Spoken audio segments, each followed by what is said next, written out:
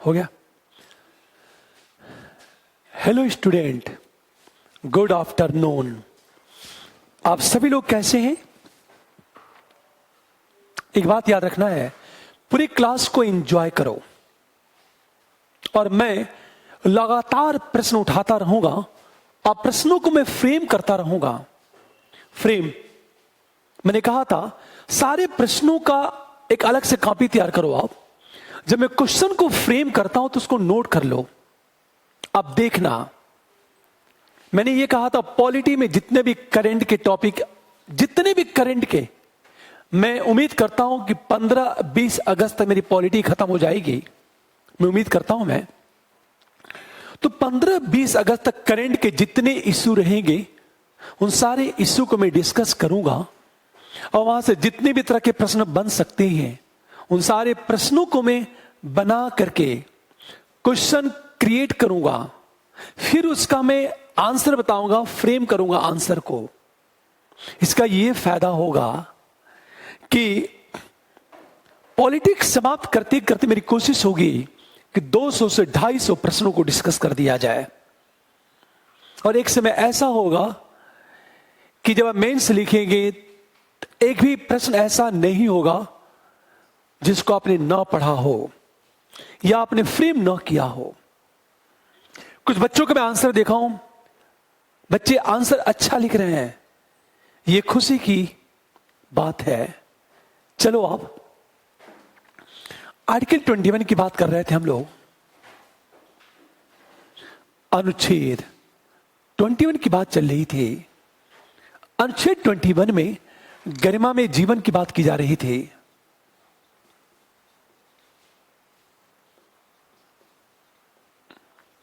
गरिमा में जीवन की हम लोग बात कर रहे थे और यह बात हुई थी कि गोविंद बनाम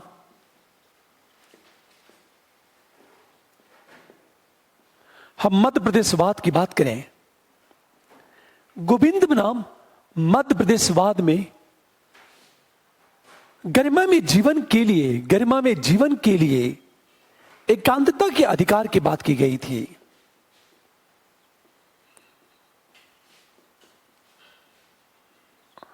हमेशा यह कहा गया था कि आपका गरिमा में जीवन तभी सुरक्षित रहेगा जब राइट टू प्राइवेसी आपको उपलब्ध हो। और यह इश्यू पहली बार 1975 में सुप्रीम कोर्ट ने गोविंद बनाम मध्य प्रदेशवाद में यह कहा। इसमें राइट टू प्राइवेसी के तहत आपका शिक्षा की बात करें, आपकी पर्सनल जो जानकारी है, विवाह, बच्चे, किस किस से आपका रिलेशन है, आपके कौन दोस्त हैं, ये राइट टू प्राइवेसी के तहत आता है। राइट टू प्राइवेसी की हम बात करें। अब एक चीज सोचो, कारण क्या है कि यदि आपकी प्राइवेसी का खंडन हो जाए तो हो सकता है कुछ लोग आपकी पर्सनल जानकारी को जुटाकर आपको इमोशनल ब्लैकमेल या अन्य एंगल से सोशल ब्लैकमेल करके आपकी गरिमा में जीवन को बाधित कर सकते हैं। इसे सुप्रीम कोर्ट ने यह कहा कि गरिमा में जीवन को संभव बनाने के लिए राइट टू प्राइवेसी, एकांतता का अधिकार एक मौलिक अधिकार है। सुप्रीम कोर्ट ने यह कहा। पर एक प्रश्न, जब राइट टू प्राइवेसी की बात की गई, राइट टू प्राइवेसी की जब बात की गई तो दो अपवाद थे इसके। सुप्रीम कोर्ट ने दो अपवादों की बात की। नंबर 1, यदि कोई सूचना न्यायिक दस्तावेज पर आधारित है, न्यायिक दस्तावेज पर आधारित है तो राइट टू प्राइवेसी नहीं मिलेगी। और नंबर 2, लोग जो अधिकारी हैं, लोक अधिकारी, उनको अपने कर्तव्य का अनुपालन करने के लिए राइट टू प्राइवेसी उपलब्ध नहीं होगी। और मीडिया को लोक अधिकारियों के कर्तव्य की आलोचना करने का पूरा अधिकार है। तो सुप्रीम कोर्ट ने यह कहा कि गरिमा में जीवन के लिए जो एकांतता का अधिकार है, राइट टू प्राइवेसी है, इसके दो अपवाद हैं। नंबर 1, यदि कोई सूचना न्यायिक दस्तावेज पर आधारित है तो राइट टू प्राइवेसी उपलब्ध नहीं होगी। और नंबर 2, हमेशा यदि लोक अधिकारियों को अपने कर्तव्य का अनुपालन करने के लिए राइट टू प्राइवेसी नहीं मिलेगी। मीडिया लोक अधिकारियों के कर्तव्यों की आलोचना कर सकता है। अब हमेशा ध्यान दो, मान लिया जाए मैं किससे विवाह करता हूं, मेरे कितने बच्चे हैं, मीडिया बिना मेरी अनुमति के इसे छाप नहीं सकता। जैसे बहुत पहले सुना होगा कि मैं अंबानी की लड़की की शादी हो रही है, तमाम एक्टर एक्ट्रेस डांस कर रहे हैं, मुकेश अंबानी के द्वारा अपने लड़की की शादी उनका राइट टू प्राइवेसी के तहत आता है और बिना उनकी अनुमति के मीडिया छाप नहीं सकती, न तो फोटो को शूट कर सकती है, फोटो शूट भी नहीं कर सकती मीडिया, जब तक अंबानी अनुमति नहीं देंगे। इसका मतलब ये है कि जो मेरे राइट टू प्राइवेसी के तहत आता है, बिना मेरी अनुमति के उसे मीडिया छाप नहीं सकती। आप सोचो, फिर एक प्रश्न उठा, मुद्दा कौमार्य की बात की जाए। कल के क्लास में डिस्कस कर चुके थे कि एक इशू था, मुद्दा कि शादी से पहले लड़की के कौमार्य परीक्षण की बात की गई थी। पर एक चीज सोचो, यह मुद्दा सीधे सुप्रीम कोर्ट में गया और सुप्रीम कोर्ट ने यह कहा कि कौमार्य किसी लड़की या महिला का प्राइवेसी है, राइट टू प्राइवेसी के तहत आता है। अपने कौमार्य का परीक्षण करे या ना करे उसके ऊपर निर्भर है, उस महिला को बाध्य नहीं किया जा सकता। मान लिया जाए कोई व्यक्ति किसी रोग से पीड़ित है, कोई व्यक्ति किसी रोग से मान लिया जाए पीड़ित है। अब क्या होगा? यदि रोग से वो पीड़ित है तो होगा क्या? यदि कोई बात करता है कि आप बताओ किस रोग से पीड़ित हो, तो मैं किस रोग से पीड़ित हूं, ये मेरी प्राइवेसी है, मुझे बाध्य नहीं किया जा सकता। आप एक चीज ध्यान देना इस बात को, यहां भी वही चीज है। सुप्रीम कोर्ट ने यह कहा कि कौमार्य का परीक्षण कराना ना कराना ये किसी महिला का राइट टू प्राइवेसी है, बाध्य नहीं किया जा सकता। आप एक चीज ध्यान दें इस बात को, यह मुद्दा चल ही रहा था। कुछ वर्षों पहले 9 न्यायाधीशों की बेंच ने राइट टू प्राइवेसी को मौलिक अधिकार घोषित कर दिया और यह कहा कि राइट टू प्राइवेसी गरिमा में जीवन जीने के लिए आवश्यक है। अब सोचो, उस डिसीजन का यह प्रभाव हुआ कि मौलिक अधिकारों का अत्यधिक विस्तार हो गया, पहली बात। नंबर 2, जब राइट टू प्राइवेसी की बात की गई, राइट टू प्राइवेसी की जब बात की गई, तो कहीं न कहीं राइट टू प्राइवेसी राज्य की सीमा निर्धारित कर दिया कि राज्य ये नहीं करेगा, क्योंकि राज्य के ये करने से राइट टू प्राइवेसी का उल्लंघन हो जाएगा। तो राइट टू जो प्राइवेसी है एक राज्य की सीमा को निर्धारित कर दिया, अर्थात राइट टू प्राइवेसी राज्य को निरंकुश बनने से रोक दिया। पहली चीज, यदि राइट टू प्राइवेसी का उल्लंघन होता है तो व्यक्ति सीधे कोर्ट में जाएगा और कोर्ट क्या करेगा? हो सकता है क्षतिपूर्ति का दावा कर सके, क्षतिपूर्ति के संबंध में आदेश दे सके। इसे कोर्ट ने यह कहा कि राज्य का कर्तव्य है कि व्यक्ति की निजी सूचनाओं की सुरक्षा करे। यदि उसकी निजी सूचनाएं चोरी होती हैं तो माना जाएगा कि राज्य किसी व्यक्ति की राइट टू प्राइवेसी के मौलिक अधिकार का संरक्षण करने में सफल नहीं हो पाया। अब एक चीज सोचो, प्रश्न ये उठा कि इस समय राइट टू प्राइवेसी का मुद्दा बहुत तेजी से बढ़ने लगा है। आखिर क्यों? राइट टू प्राइवेसी का इशू इतना तेजी से क्यों बढ़ रहा है? कारण क्या है? आज डिजिटल इंडिया की बात की जा रही है। सोचो, हर व्यक्ति का अकाउंट सोचो कहीं ना कहीं नेट से जुड़ चुका है। आपका आधार कार्ड भी नेट से जुड़ चुका है। डिजिटल इंडिया, जितनी भी लोक कल्याणकारी योजनाएं हैं वो नेट आधारित हैं।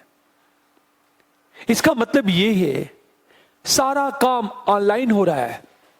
सोचो, डिजिटल इंडिया मूर्त रूप ले रहा है और जैसे जैसे डिजिटल इंडिया मूर्त रूप लेगा, हैकर्स की सक्रियता बढ़ सकती है। हैकर्स और उस कंडीशन में किसी व्यक्ति या समाज की पर्सनल सूचनाएं हैं, निजी सूचनाएं हैं, वो चोरी हो सकती हैं। ये डर, आप सोचो, इसलिए कहा गया कि राइट टू प्राइवेसी प्राइमरी है। इसका मतलब है कि डिजिटलीकरण जितना ज्यादा बढ़ेगा, राइट टू प्राइवेसी का मुद्दा उतना ही ज्यादा बढ़ेगा। अभी देखा होगा, कभी हुआ क्या, मुद्दा यही था कि भारत सरकार ने चाइना के बड़ी संख्या में ऐप को बैन कर दिया है। टिकटॉक, तमाम चीजें, ये मुद्दा उठना शुरू हो गया। आखिर बैन क्यों किया गया? क्योंकि जितने भी सोशल मीडिया के प्लेटफॉर्म थे और इस मीडिया के प्लेटफॉर्म के माध्यम से व्यक्ति अपने विचारों को व्यक्त करने में सक्षम था। ये बातें कही जा रही थी, लेकिन फिर एक समस्या खड़ी हो गई। सरकार ने कहा राष्ट्र की सुरक्षा का प्रश्न है और जितनी भी चाइनीज ऐप है व्यक्ति की सूचनाओं का दुरुपयोग कर सकती हैं। ऐसी कंडीशन में गरिमा में जीवन खंडित हो जाएगा। इसे यह कहा गया था कि इन चाइनीज ऐप को प्रतिबंधित करना गरिमा में जीवन के लिए सुरक्षित है। अब ध्यान देने इस बात को। फिर एक प्रश्न कि जब राइट टू प्राइवेसी की बात की गई तो मुद्दा उठा राष्ट्र की सुरक्षा वर्सेस राइट टू प्राइवेसी, एकांतता का अधिकार। हमेशा ध्यान दो, राष्ट्र की सुरक्षा वर्सेस एकांतता का अधिकार। यदि राइट टू प्राइवेसी को महत्व दिया जाता है तो राष्ट्र की सुरक्षा खंडित होगी, और राष्ट्र की सुरक्षा को महत्व दिया जाएगा तो राइट टू प्राइवेसी क्या हो जाएगा? खंडित हो जाएगा। ये इसे उठना शुरू हो गया।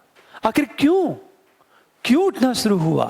क्योंकि राष्ट्र की सुरक्षा के लिए राइट टू प्राइवेसी का उल्लंघन करना आवश्यक हो जाता है। कई बार ऐसा होता है कि लोगों के फोन पे किए गए बात को टेप करना जरूरी हो जाता है, और जब फोन को टेप किया जाता है तो राइट टू प्राइवेसी का उल्लंघन है। पर सरकार राष्ट्र की सुरक्षा के लिए उन लोगों के पर्सनल जानकारियों को, सोचो, पर्सनल जानकारियां एकत्रित करने की कोशिश करती है जिनकी गतिविधियां संदिग्ध हैं। इसे देखा होगा, नक्सलाइट स्टेट या नॉर्थ ईस्ट में रहने वाले लोगों की अनेक गतिविधियों को, या कश्मीर में रहने वाले अनेक अलगाववादी नेताओं की गतिविधियों को सरकार वॉच करती है, उनकी पर्सनल सूचनाओं को जुटाती है, उनके बैंक अकाउंट को खंगालती है कि पैसा कहां से आ रहा है और पैसे का स्रोत क्या है, वो किस किस से बातें करते हैं और क्या बातें करते हैं, क्योंकि राष्ट्र की सुरक्षा का सवाल है हमेशा। तो मुद्दा ये उठने लगा कि राइट टू प्राइवेसी को महत्व दिया जाएगा तो स्वाभाविक है राष्ट्र की सुरक्षा पर प्रतिकूल प्रभाव पड़ेगा, और राष्ट्र की सुरक्षा को महत्व दिया जाएगा तो राइट टू प्राइवेसी पर प्रतिकूल प्रभाव पड़ेगा।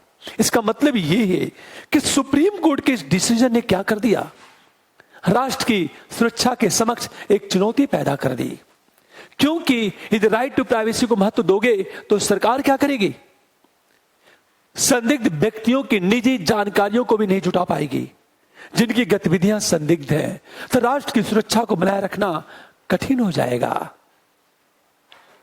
यह मुद्दा उठना शुरू हो गया। लेकिन एक प्रश्न, होना क्या चाहिए? होना यह चाहिए कि राष्ट्र की सुरक्षा, राइट टू प्राइवेसी के बीच एक संतुलन होना चाहिए, ताकि राइट टू प्राइवेसी भी सुरक्षित रहे और राष्ट्र की सुरक्षा भी सुरक्षित रहे। ये मुद्दा उभरना शुरू हो गया है। लिखो इसको आप।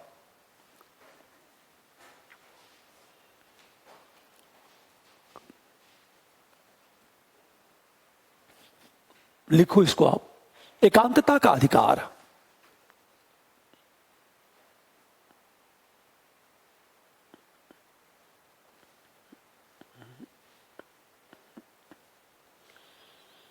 लिखो अनुच्छेद 1975 में, सॉरी, लिखो 1975 में, लिखो आप 1975 में गोविंद बनाम मध्य प्रदेशवाद में 1975 में गोविंद बनाम मध्य प्रदेशवाद में सुप्रीम कोर्ट ने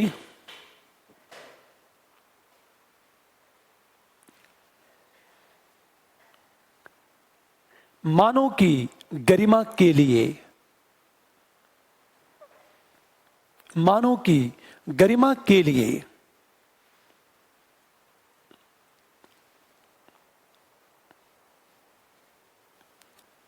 एकांतता के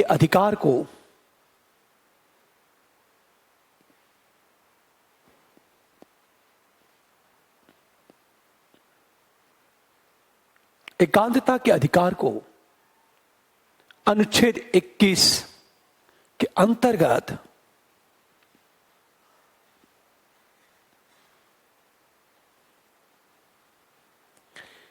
एक मूल अधिकार माना, एक मूल अधिकार माना और यह कहा कि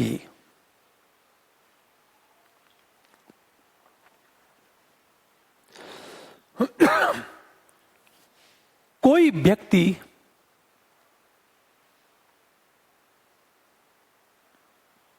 इसमें हस्तक्षेप नहीं कर सकता।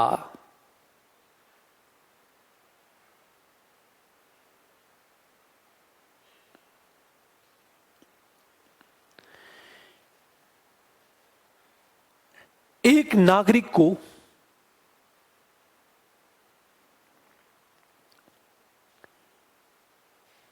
अन्य बातों के अतिरिक्त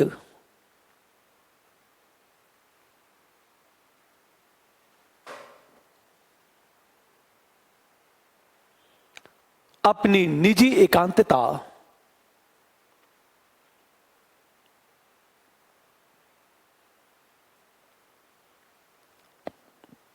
अपने परिवार की एकांतता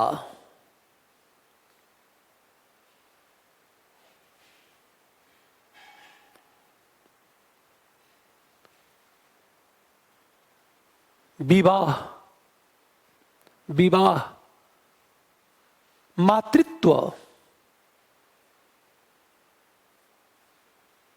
बच्चे पैदा करने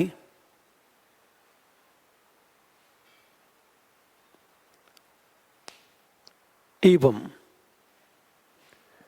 शिक्षा ग्रहण करने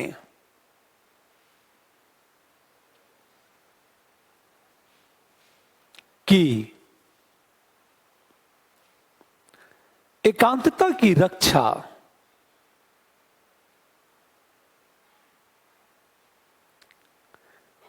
करने का अधिकार प्राप्त है।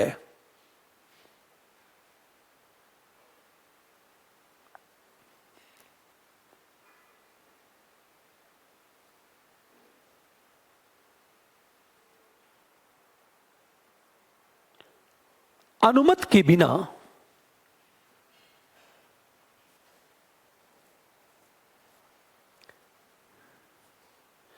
किसी व्यक्ति के किसी बात को अनुमति के बिना किसी व्यक्ति के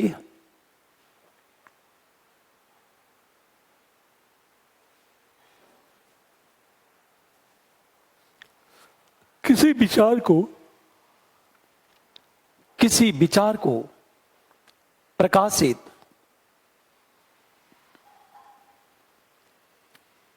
नहीं किया जा सकता है।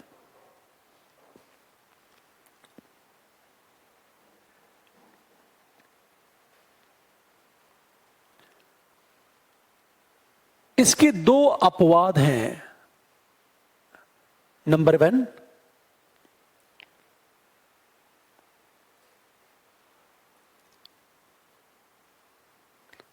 यदि कोई विचार या मुद्दा लोक दस्तावेज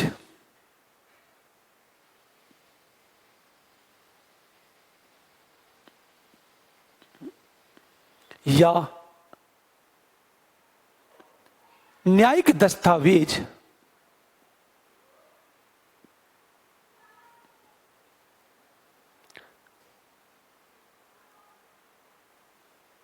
पर आधारित है तो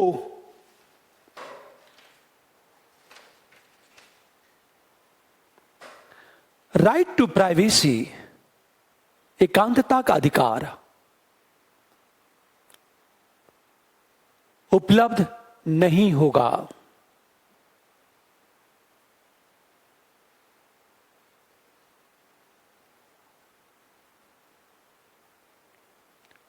नंबर 2, लोक अधिकारियों को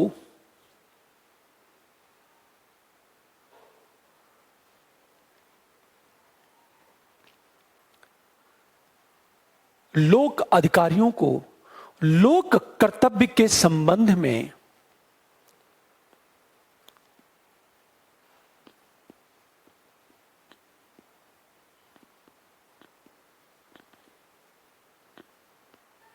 एकांतता का अधिकार नहीं है।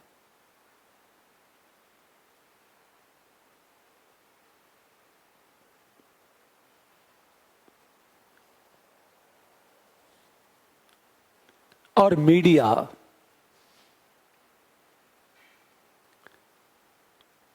उसकी आलोचना प्रकाशित कर सकता है।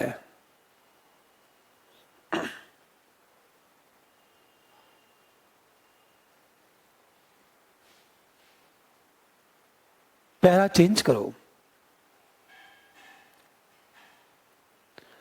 कालांतर में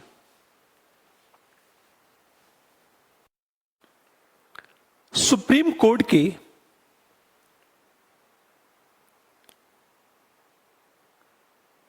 नौ न्यायाधीशों की 9 न्यायाधीशों की पीठ द्वारा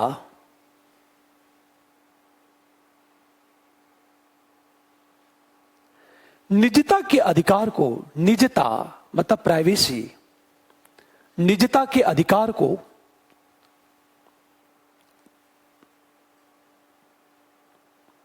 अनुच्छेद 21 के तहत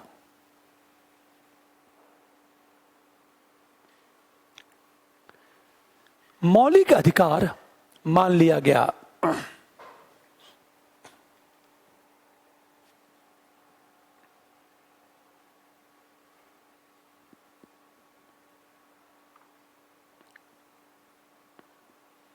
इस निर्णय का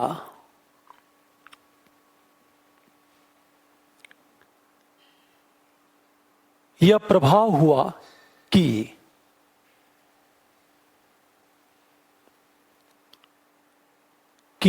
नंबर 1,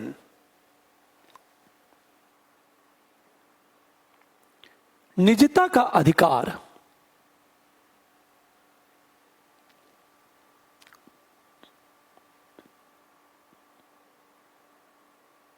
गरिमा में जीवन की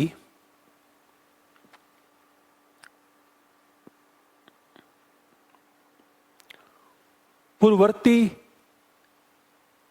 शर्त मान ली गई।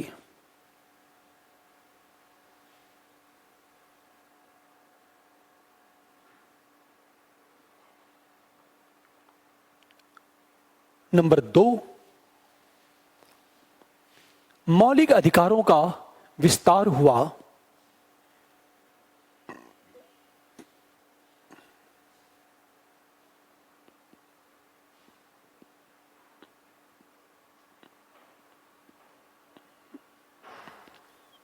नंबर 3, राज्य की सीमा सुरक्षित हो गई।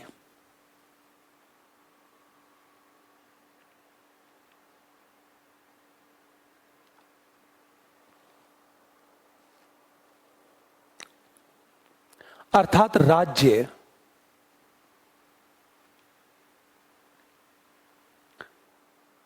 बिना संविधान संशोधन के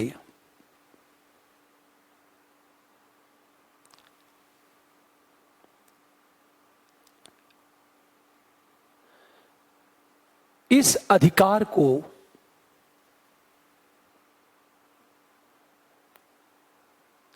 छीन नहीं सकता है।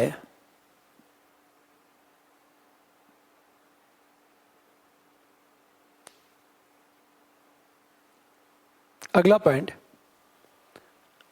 आधार कार्ड या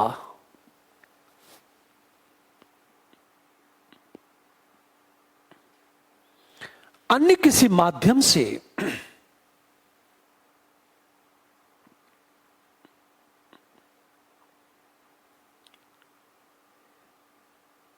व्यक्तियों के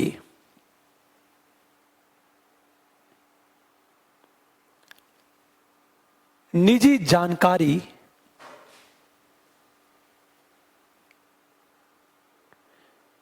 की सुरक्षा करना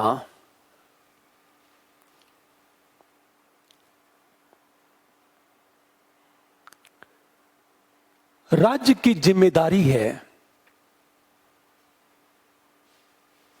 यदि सूचनाएं लीक होती हैं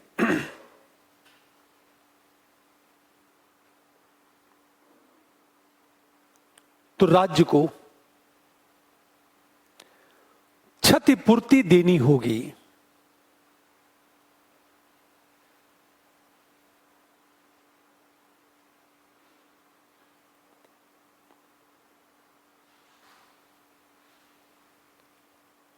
अगला पॉइंट, यदि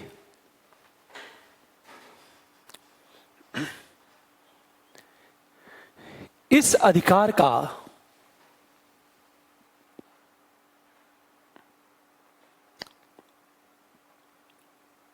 उल्लंघन होता है तो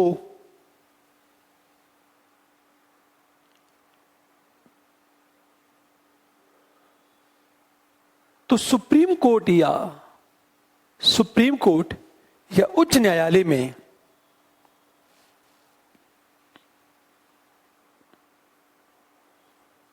अपील की जा सकती है।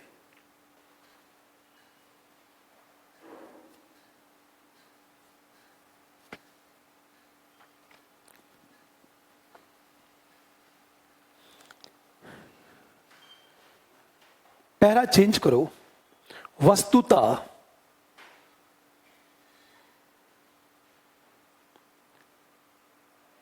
निजता का अधिकार आवश्यक है।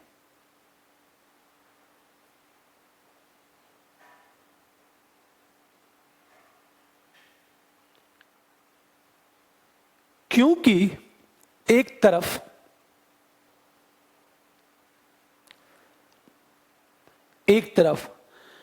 इंटरनेट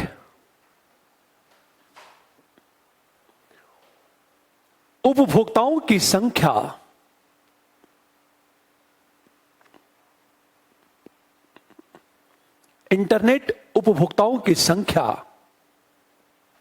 बढ़ती जा रही है।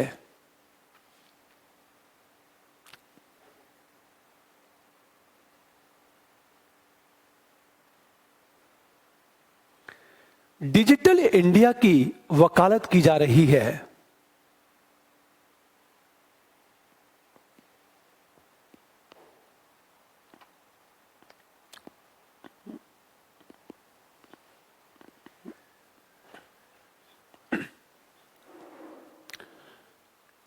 कल्याणकारी योजनाओं के लिए सूचना प्रौद्योगिकी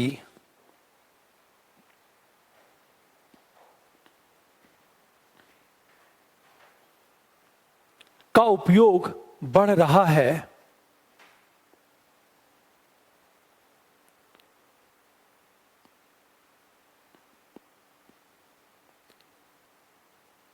तो दूसरी तरफ डाटा चोरी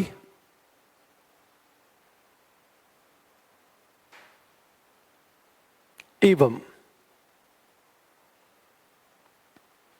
इसके दुरुपयोग की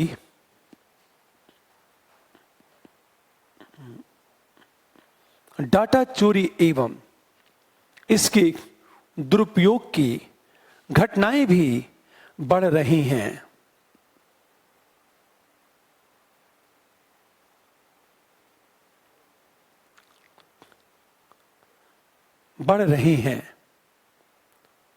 जिससे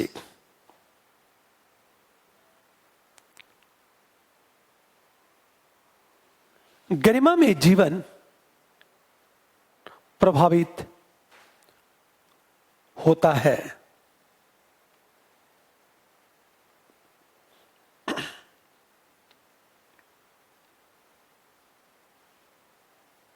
वस्तुतः निजता का अधिकार, राइट टू प्राइवेसी,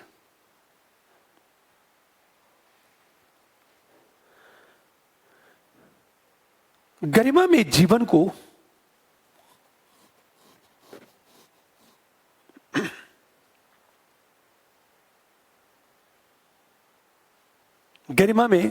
को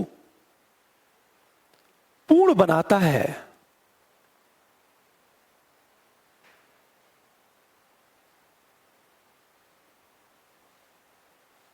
पैरा चेंज करो आप। निजता का अधिकार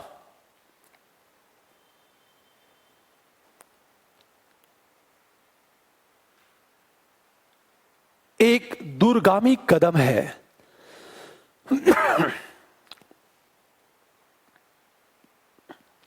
एक दूरगामी कदम है, लेकिन इससे अनेक समस्याओं के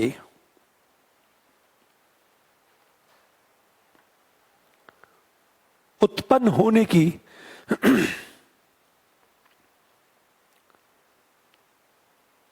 आशंका भी बढ़ गई है।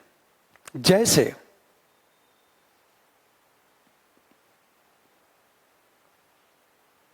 नंबर 1,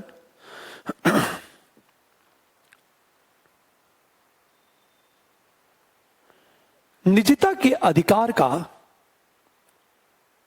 नंबर 1, निजता के अधिकार का विस्तार होने से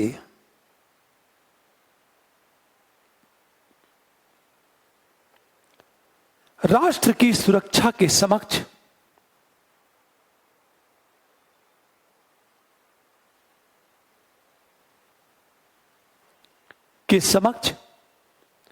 चुनौती पैदा हो सकती है।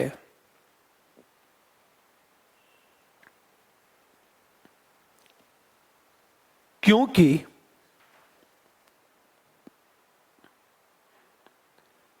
राष्ट्र की सुरक्षा के लिए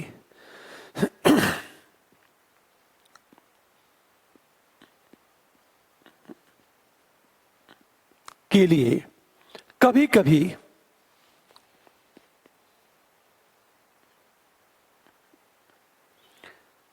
निजता के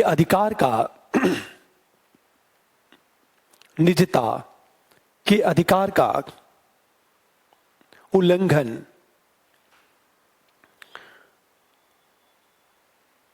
आवश्यक हो जाता है।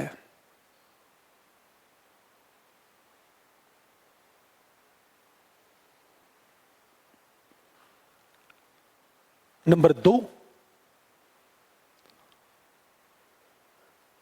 जांच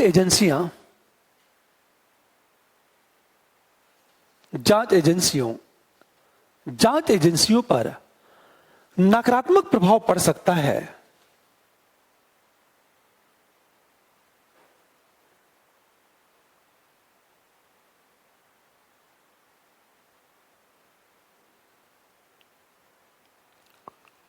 पैरा चेंज करो। इसलिए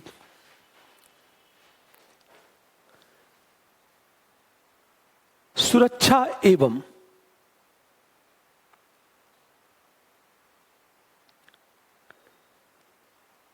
निजता के अधिकार के बीच सुरक्षा एवं निजता के अधिकार के बीच एक संतुलन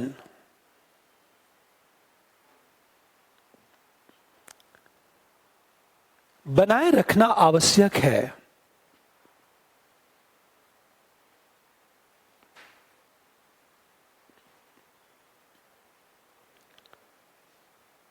इसके लिए जरूरी है कि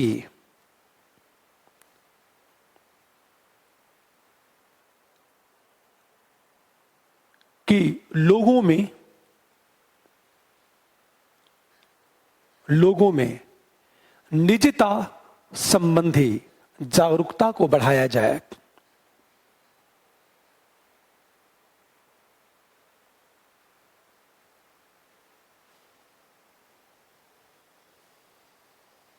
बेशक सरकार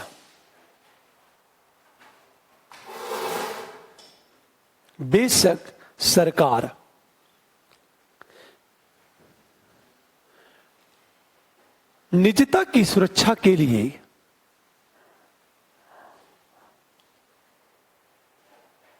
निरंतर प्रयत्नशील है।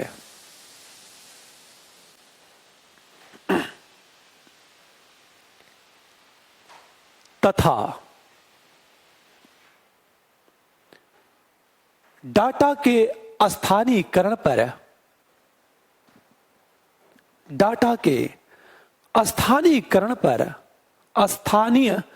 पर बल दिया जा रहा है। अब एक चीज ध्यान दें इस बात को, चीनी ऐप पर प्रतिबंध वर्सेस, हमेशा ध्यान दो, अभिव्यक्ति की स्वतंत्रता।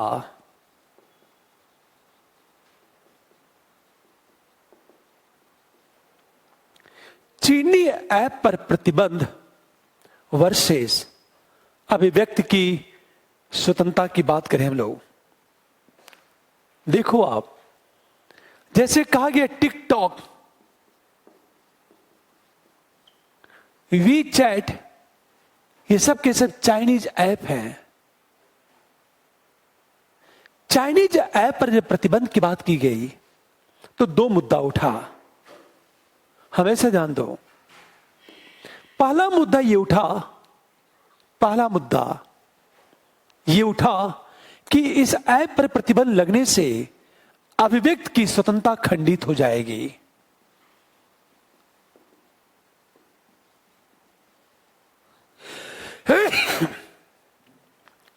पूरी बात ध्यान दो, चाइनीज ऐप पर प्रतिबंध लगने से अभिव्यक्ति खंडित हो जाएगी कि जितने भी चाइनीज ऐप हैं वो सब के सब सोशल मीडिया के रूप हैं।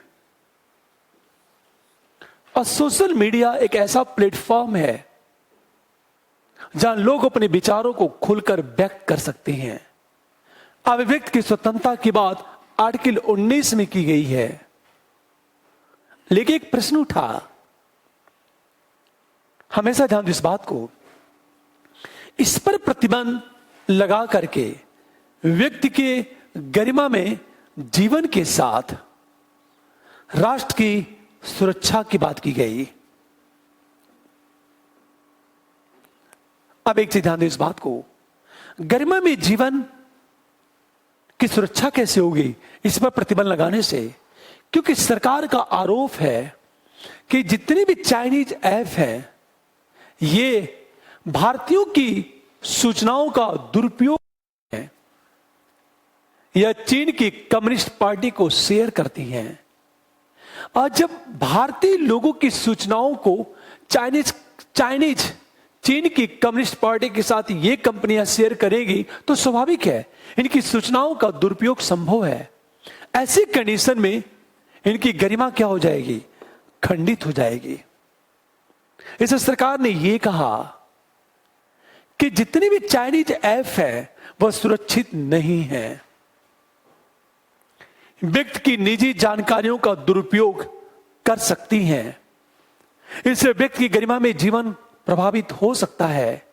तो व्यक्ति के गरिमा में जीवन को बचाए रखने के लिए चाइनीज ऐप पर प्रतिबंध लगाना संवैधानिक है। अब सोचो जरा, मुद्दा हाल में एक मुद्दा है, आपने देखा होगा कि एक भारतीय सेना सरकार ने यह कहा कि प्रत्येक सैनिक फेसबुक व्हाट्सएप का से लिंक अपना हटा ले क्योंकि इन सूचनाओं का दुरुपयोग हो सकता है और सेना बहुत ही संवेदनशील क्षेत्र है तो राष्ट्र की सुरक्षा प्राइमरी है।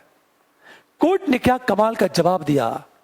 सैनिक ने यह कहा फेसबुक ये व्हाट्सएप की बात करें, घर से संवाद का एक अच्छा तरीका ही है और संवाद होने से हमारी गरिमा सुरक्षित रहती है। कोर्ट ने यह कहा कि राष्ट्र की सुरक्षा प्राइमरी है। इसका मतलब यह है कि राइट टू प्राइवेसी और राष्ट्र की सुरक्षा के बीच जब विवाद पैदा हो तो संतुलन होना चाहिए, पर यदि संतुलन न बन पाए तो राष्ट्र की सुरक्षा प्राइमरी है। इसका सबसे बेस्ट एग्जाम्पल निजता का अधिकार वर्सेस फोन टेप। हमेशा ध्यान दें इस बात को।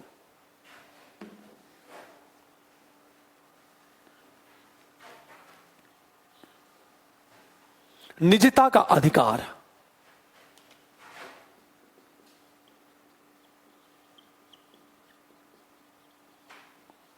बनाम फोन टेपिंग।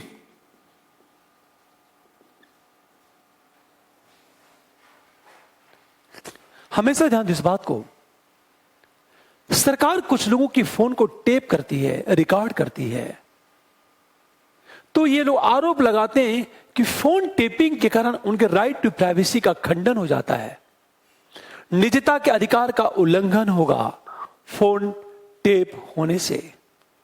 यह इशू चल रहा था। यदि फोन को टेप किया गया तो राइट टू प्राइवेसी का उल्लंघन होगा, लेकिन सरकार ने यह कहा कि फोन टेप करना राष्ट्र की सुरक्षा के लिए जरूरी है। यदि राष्ट्र की सुरक्षा के लिए फोन टेपिंग का इशू उठता है तो राइट टू प्राइवेसी का खंडन होगा। हमेशा ध्यान दो। लेकिन सरकार ने राष्ट्र की सुरक्षा को महत्व दिया, भले उसे राइट टू प्राइवेसी का खंडन क्यों न हो, भले हो। लेकिन जब मुद्दा सीधे सुप्रीम कोर्ट में गया तो सुप्रीम कोर्ट की कोशिश ये थी राइट टू प्राइवेसी और राष्ट्र की सुरक्षा के बीच एक संतुलन हो। तो कोर्ट ने क्या कहा, निजता के अधिकार और राष्ट्र की सुरक्षा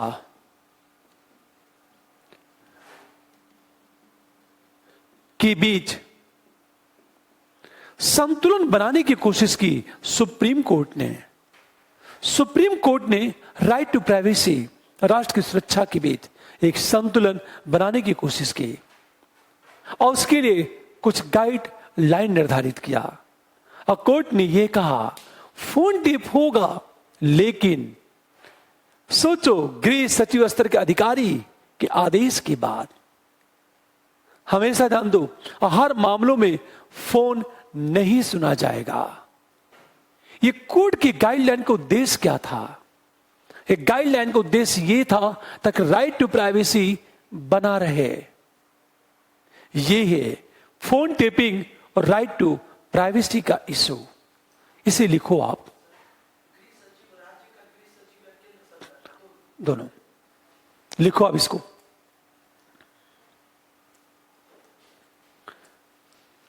सुप्रीम कोर्ट ने, एक मिनट, इसको लिखो आप, लिखो। सरकार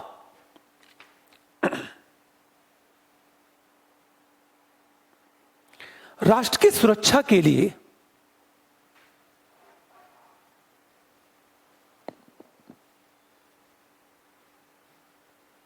कुछ लोगों के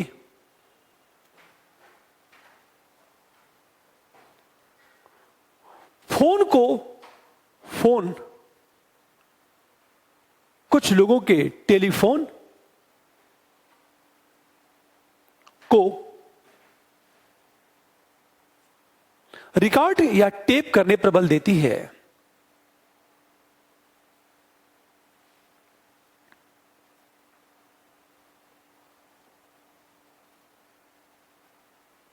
जिसे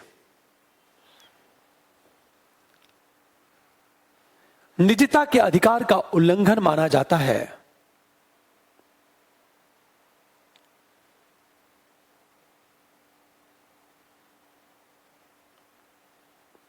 इसलिए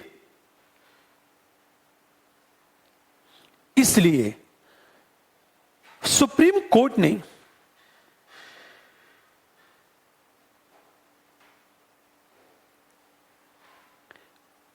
यह कहा कि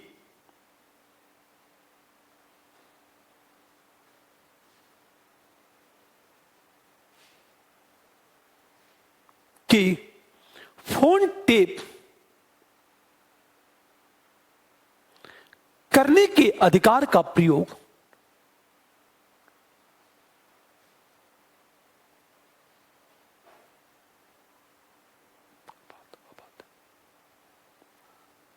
तभी राज्य को करना चाहिए जब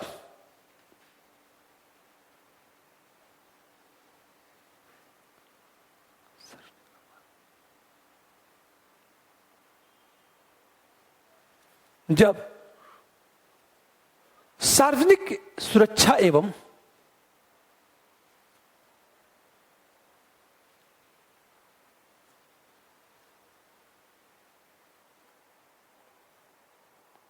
व्यवस्था के लिए आवश्यक हो।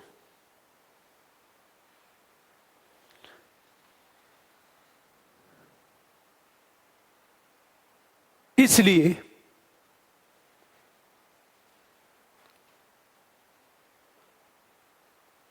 सुप्रीम कोर्ट ने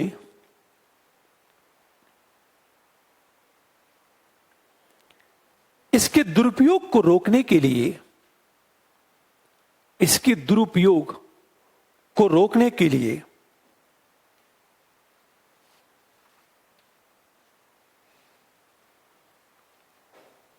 टेलीफोन को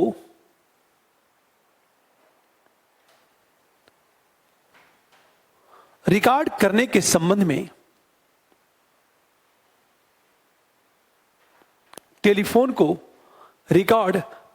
संबंध में कुछ मार्गदर्शक सिद्धांत जारी किए। जैसे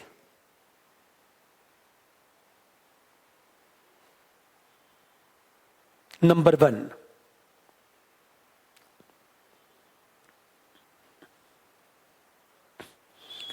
फोन टेप करने का आदेश केवल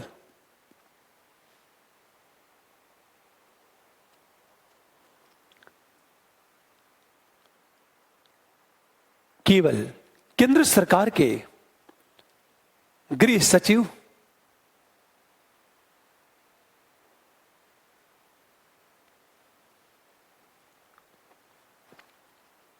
एवं राज्य सरकार के गृह सचिव द्वारा ही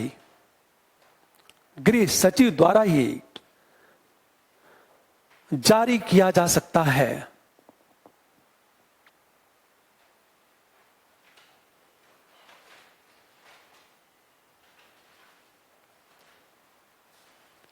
नंबर 2, आदेश की एक प्रति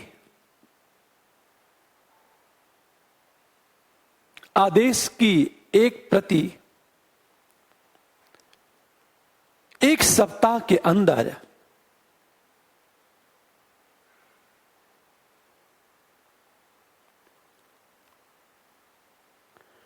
पुनर्विलोकन समिति रिव्यू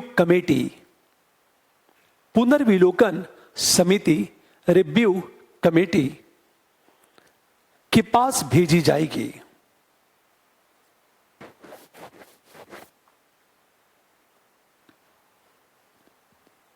नंबर 3,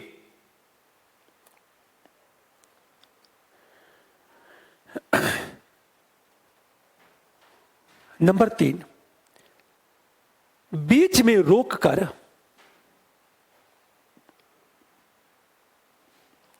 में रोककर सुनने की बात न्यूनतम होगी।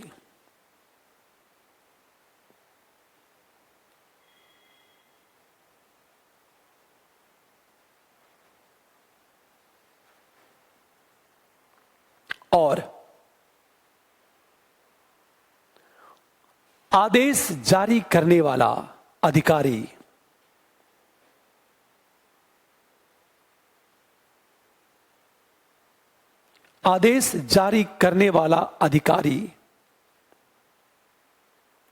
बीच में संदेश को रोककर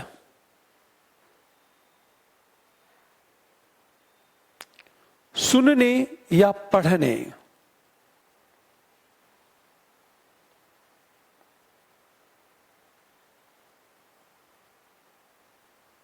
का पूरा रिकॉर्ड रखेगा।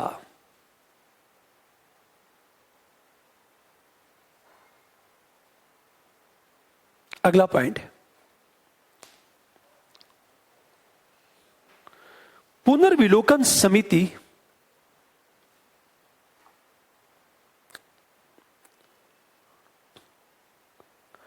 आदेश के 2 महीने के अंदर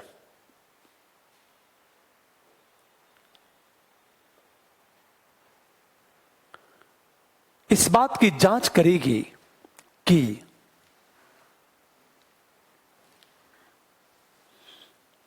आदेश सुसंगत है या फिर नहीं है।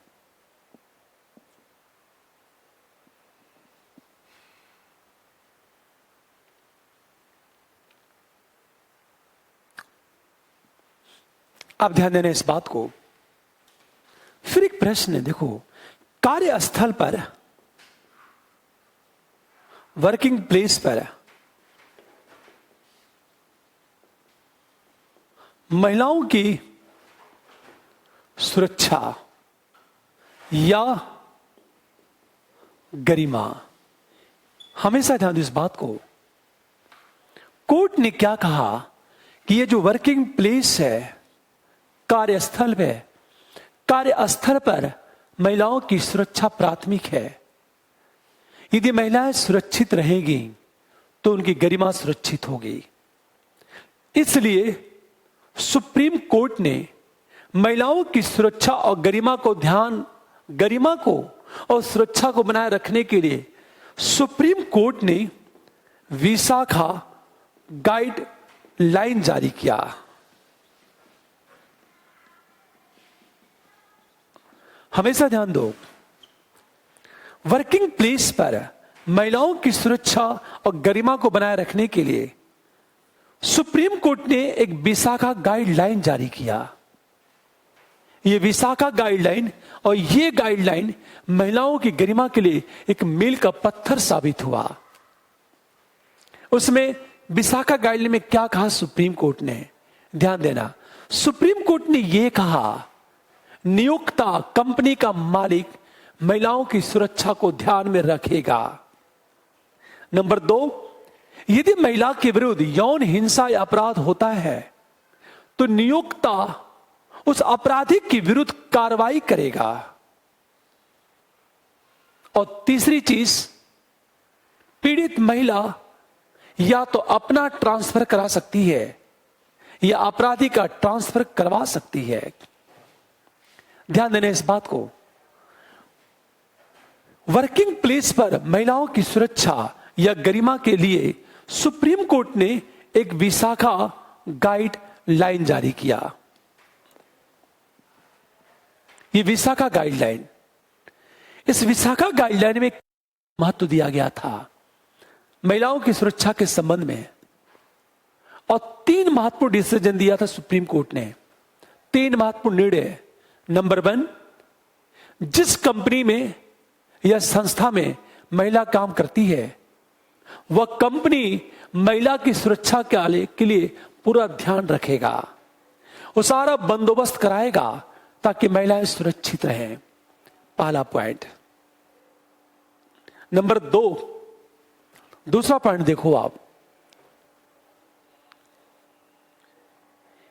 कि यदि महिला के विरुद्ध यौन अपराध होता है तो फिर कंपनी का मालिक या नियोक्ता उस अपराधी के विरुद्ध कार्रवाई करेगा। और तीसरा, पीड़ित महिला या तो अपना ट्रांसफर करवा सकती है या अपराधी का ट्रांसफर करवा सकती है। उद्देश्य क्या था सुप्रीम कोर्ट का? ताकि वर्किंग प्लेस पर महिलाएं सुरक्षित महसूस करें, क्योंकि बिना सुरक्षित महसूस हुए महिलाओं की गरिमा सुरक्षित नहीं रहेगी। ये लिखो, इसको आप लिखो। अनुच्छेद 21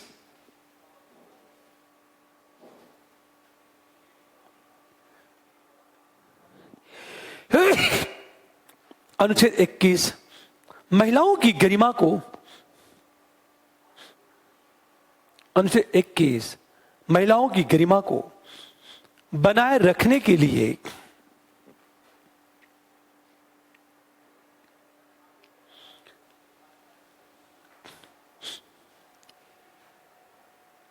यौन उत्पीड़न से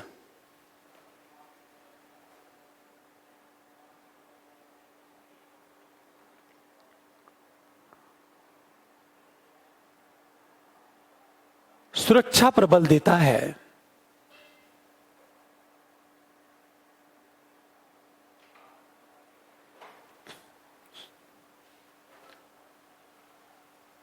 इसलिए सुप्रीम कोर्ट ने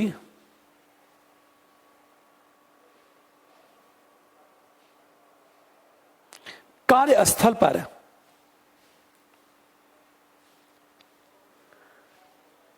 महिलाओं की सुरक्षा के लिए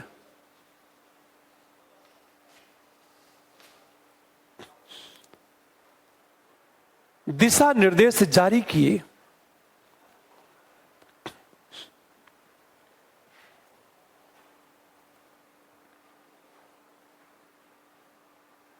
जिसे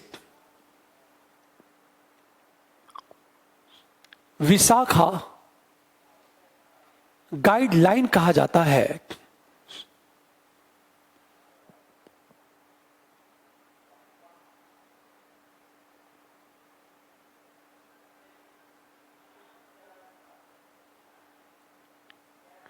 इसमें निम्नलिखित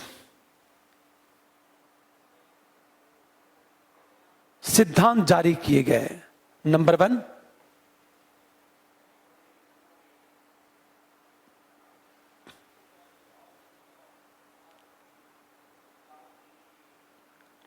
1, सार्वजनिक या प्राइवेट क्षेत्र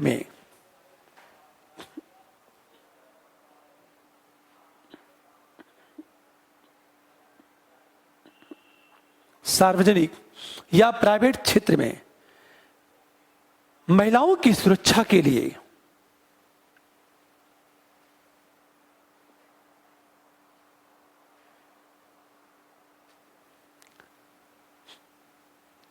कंपनी के मालिक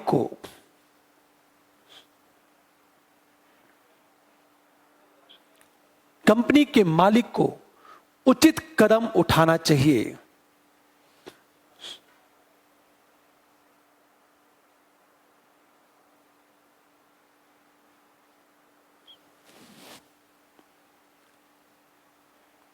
नंबर 2,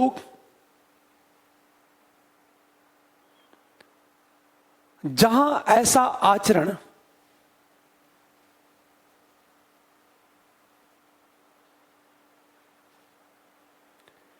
भारतीय दंड संहिता के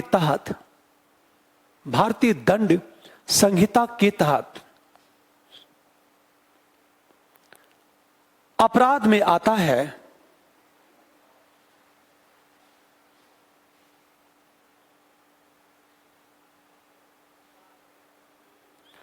तो कंपनी के मालिक को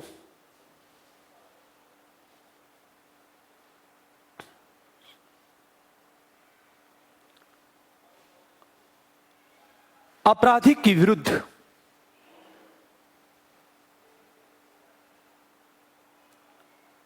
उचित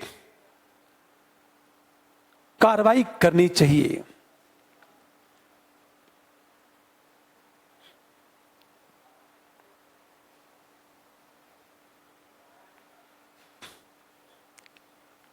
नंबर 3, यौन हिंसा का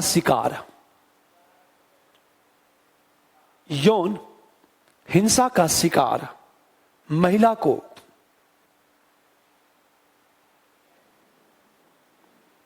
अपना या अपराधी का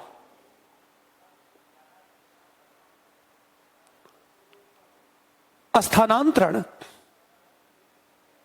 मतलब स्थानांतरण करवाने का विकल्प होना चाहिए।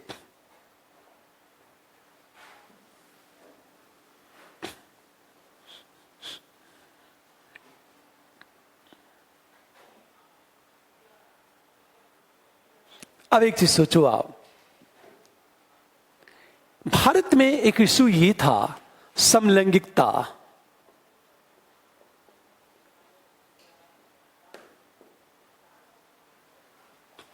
को मौलिक अधिकार का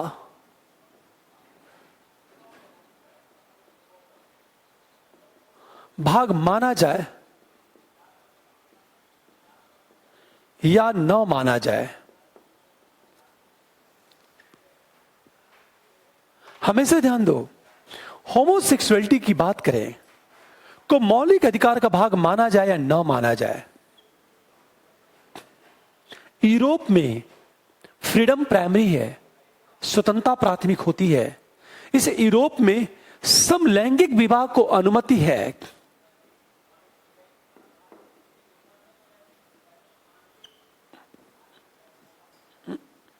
ध्यान दो इस बात को, यूरोप में समलैंगिक विवाह की अनुमति होती है।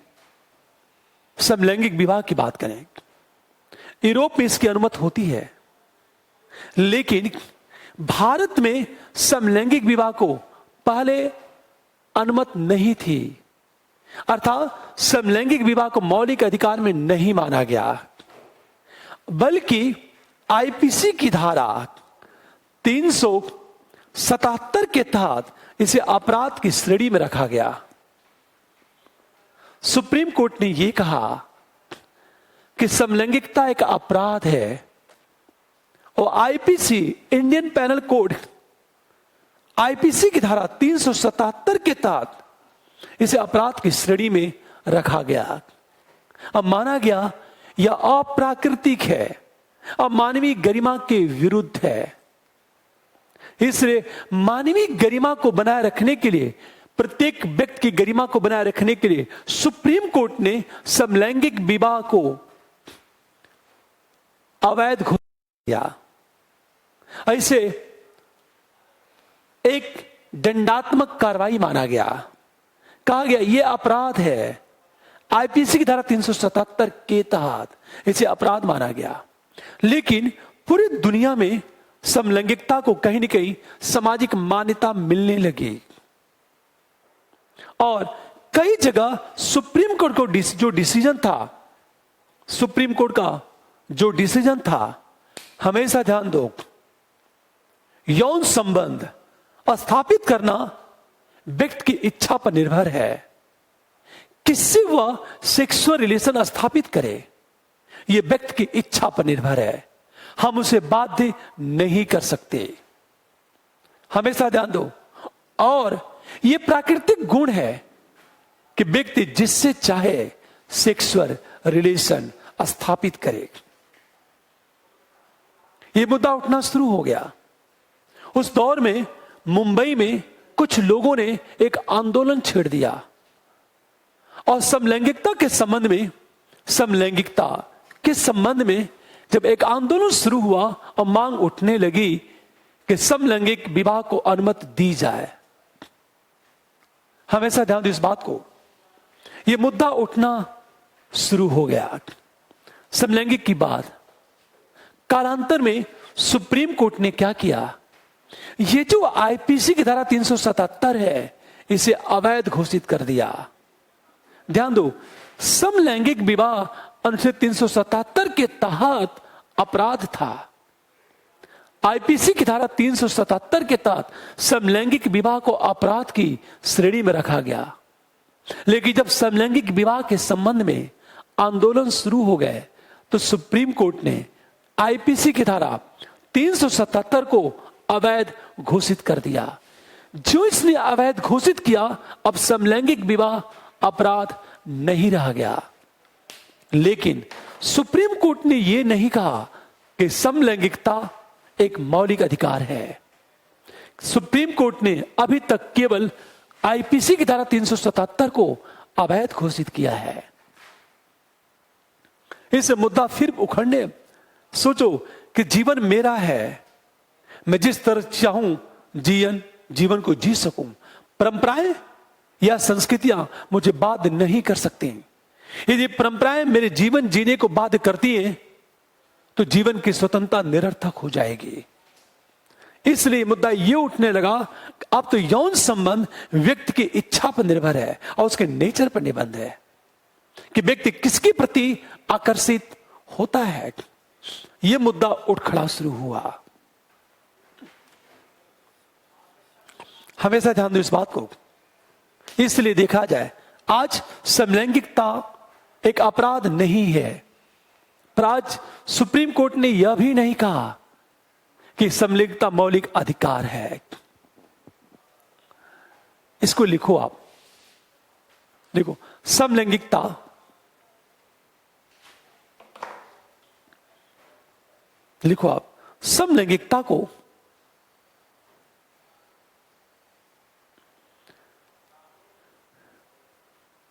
यूरोप के अनेक देशों में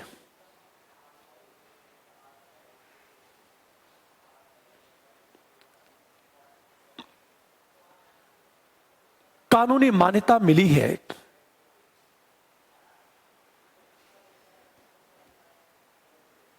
और उसे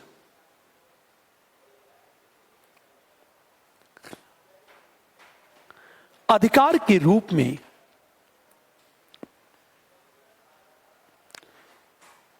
स्वीकार किया गया है।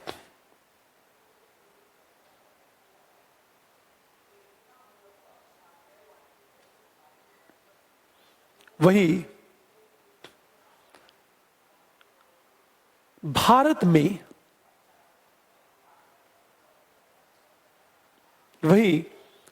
में समलैंगिकता को अनैतिक,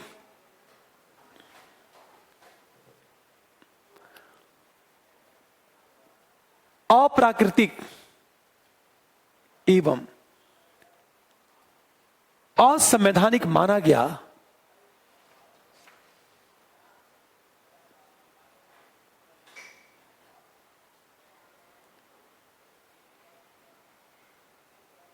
क्योंकि भारतीय दंड संहिता ब्रैकेट में आईपीसी, भारतीय दंड संहिता की धारा 377 के तहत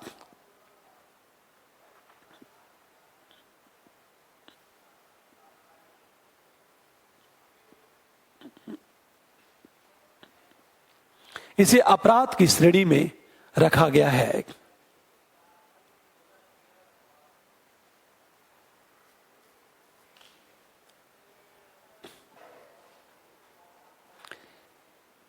इसलिए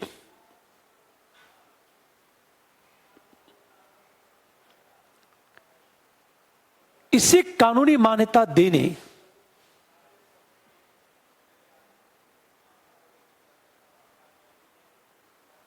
और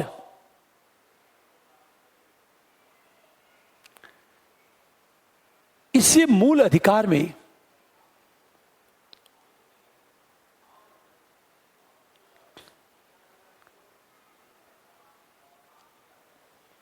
शामिल करने के लिए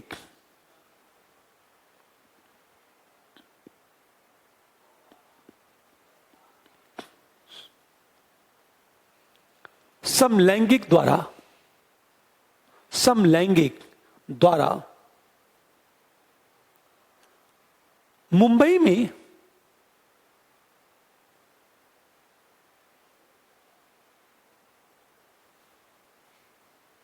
एक आंदोलन किया गया।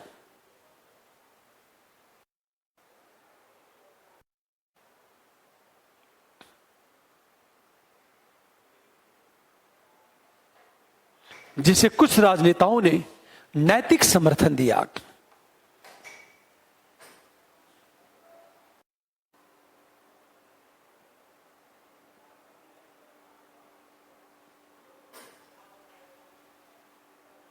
परंतु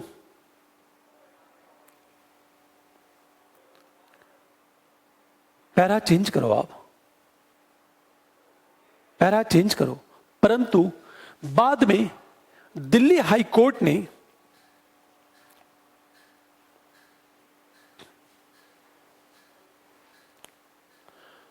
आईपीसी की धारा 377 को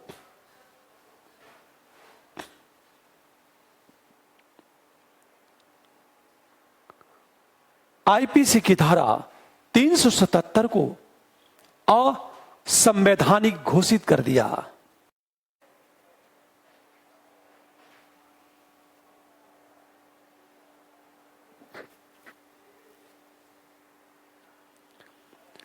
जिससे उम्मीद जगी कि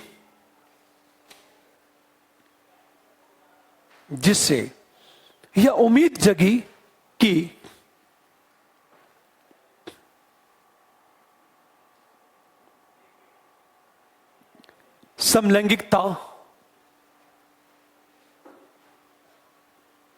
मूल अधिकार का भाग बन जाएगा।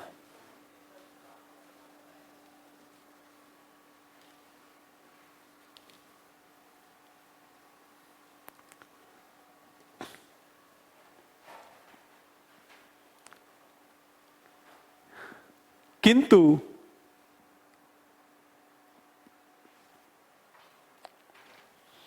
न्यायालय ने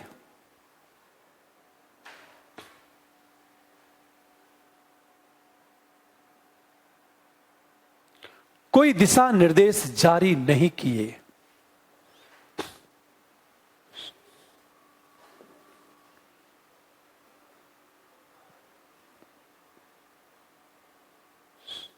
अब एक चीज ध्यान देना, अनुच्छेद 19 एवं अनुच्छेद हम 21 की बात करें। अनुच्छेद 19 स्वतंत्रता की बात करता है, अनुच्छेद 21 गरिमा में जीवन की बात करता है।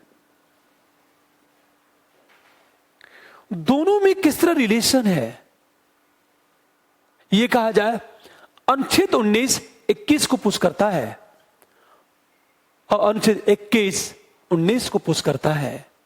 देखो कैसे पुश कर रहा है ये, 19 21 दोनों एक दूसरे को कैसे पुश करते हैं। देखो आप, यदि अनुच्छेद 19 की बात करें तो हमेशा ध्यान देना इस बात को, हमेशा ये जो अनुच्छेद 19 है, अभिव्यक्ति की स्वतंत्रता,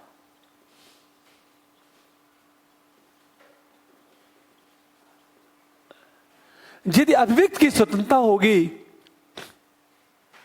तो स्वाभाविक है बौद्धिक विकास होगा।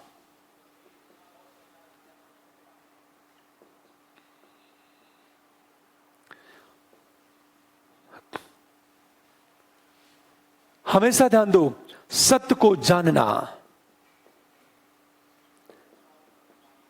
निर्णय करने की क्षमता का विकास,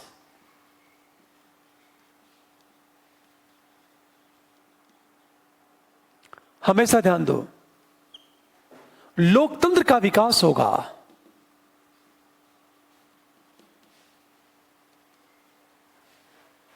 अब सोचो, ये तीनों क्या करेंगे? हमेशा अभिव्यक्ति की स्वतंत्रता से क्या होगा? बौद्धिक विकास होगा। हम लोग पढ़ चुके हैं, सत्य को जानना संभव होगा, निर्णय करने की क्षमता का विकास होगा, लोकतंत्र का भी विकास होगा। अब सोचो, इससे होगा क्या? हमेशा ध्यान दो इस बात को। एक, उचित, तार्किक एवं लोकतांत्रिक परिवेश का निर्माण। और इससे क्या होगा?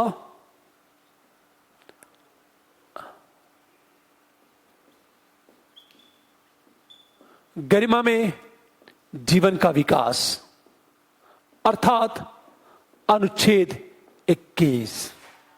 आप सोचो, यदि अनुच्छेद 21 की हम बात करें, यदि अनुगरिमा में जीवन का यदि विकास होगा तो स्वाभाविक है, हमेशा ध्यान दो इस बात को, यदि गरिमा में जीवन का विकास होगा तो फिर सुरक्षा होगी। पहली चीज, शिक्षा होगा,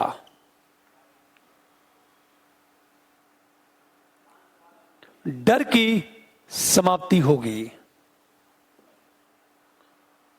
हमेशा ध्यान दो, सुरक्षा, शिक्षा, डर की समाप्ति।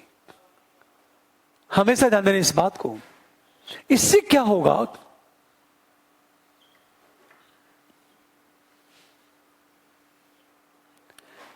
इससे सुरक्षा का अभाव होगा, शिक्षा और डर की यदि समाप्ति होगी तो होता क्या है? ऐसा परिवेश का निर्माण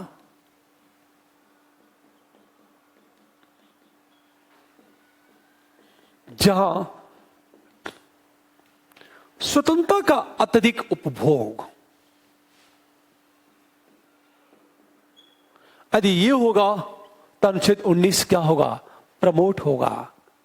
तो ध्यान देना इस बात को, अनुच्छेद 19 में अभिव्यक्ति की स्वतंत्रता की बात की गई है।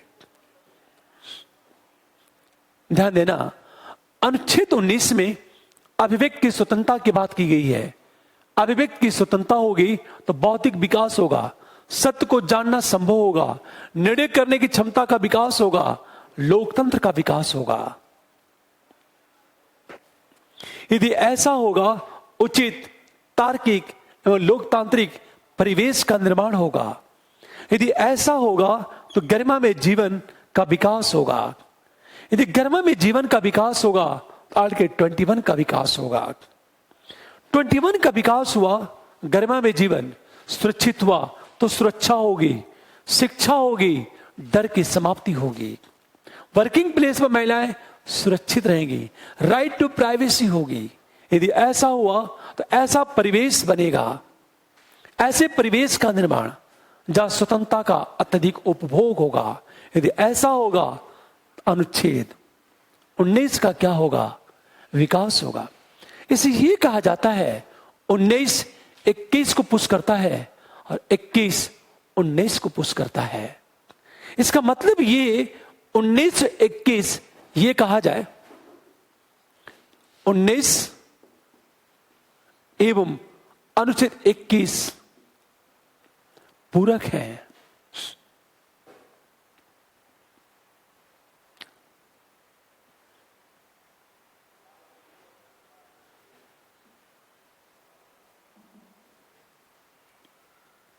अब ध्यान से सुने इस बात को।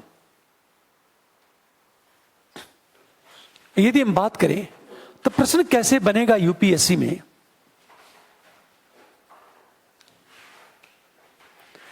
एक सिंपल प्रश्न पूछा जा सकता है। क्वेश्चन, अनुच्छेद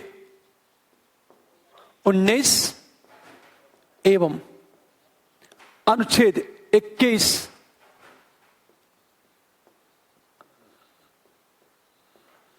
एक दूसरे के पूरक हैं, स्पष्ट करें। तो पूरक का मतलब होता है अनुच्छेद 19 21 को पुश करेगा, 21 19 को पुश करेगा। सिंपल चीज है। अनुच्छेद 19 21 को कैसे पुश करेगा और अनुच्छेद 21 19 को कैसे पुश करेगा, हमेशा ध्यान दो। फिर एक प्रश्न बना सकता है यूपीएससी। जो प्रश्न बना सकता है यूपीएससी, देखो आप। क्वेश्चन, अनुच्छेद 19 एवं अनुच्छेद 21 को साथ साथ पढ़ा जाना चाहिए। अनुच्छेद 19 एवं अनुच्छेद 21 को साथ साथ पढ़ा जाना चाहिए, स्पष्ट करें। कैसे आंसर चलेगा इसका? हम फर्स्ट पैरे में क्या करेंगे? अनुच्छेद 19 एवं अनुच्छेद 21 की व्याख्या करेंगे। सिंपल चीजें, ये कोशिश करना है कि 15 से 20 शब्दों में बता देना है, कि हार्डली 15 से 20 शब्द।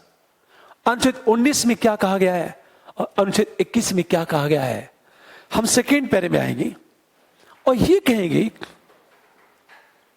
अनुच्छेद 19 एवं अनुच्छेद 21 को साथ साथ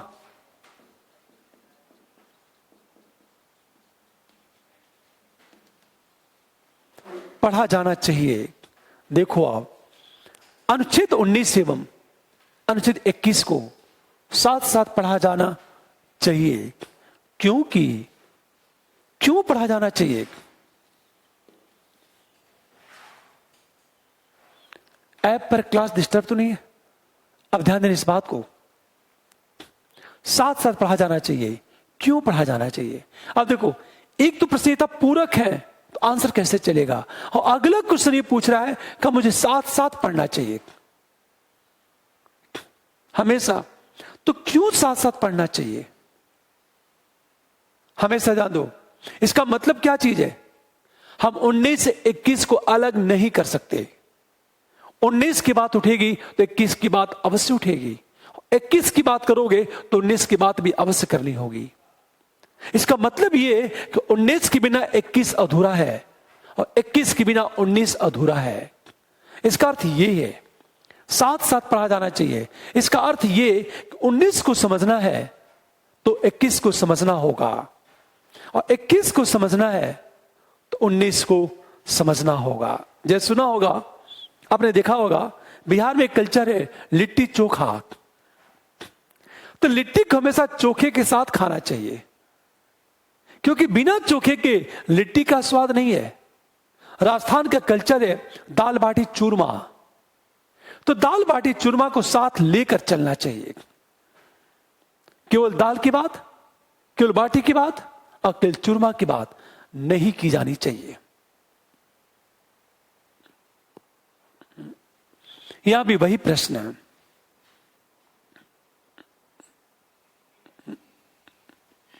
हमेशा ध्यान दो, अनुच्छेद 19 अनुच्छेद 21 को साथ साथ पढ़ा जाना चाहिए। क्यों पढ़ा जाना चाहिए? याद रखना है। साथ साथ पढ़ने का मतलब यह है, साथ साथ पढ़ने का मतलब यह है कि हमेशा 19 के बिना 21 को समझा नहीं जा सकता और 21 के बिना 19 को समझा नहीं जा सकता। यदि हम 19 की बात करेंगे तो 21 की बात करनी होगी। इसका मतलब यह है कि 19 के बिना 21 अधूरा है और 21 के बिना 19 अधूरा है। इसका अर्थ यह हुआ। अब देखो कैसे आंसर चलेगा इसका। हम फर्स्ट पॉइंट की हम बात करेंगे।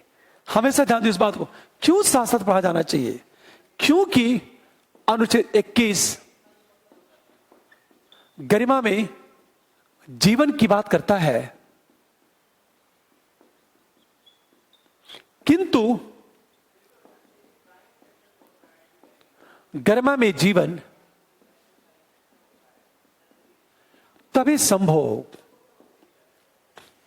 जब लोकतंत्र मजबूत हो,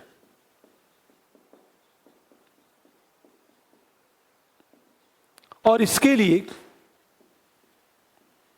अनुच्छेद 19 महत्वपूर्ण है।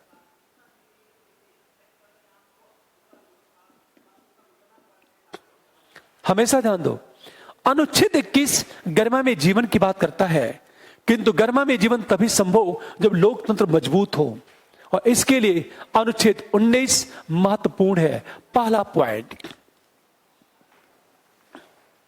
हम दूसरे पॉइंट की बात करें, नंबर 2, हम 21 की बात करते हैं। 21 की बात याद रखना है हमेशा। 19 की बात करें, एक के ख एवं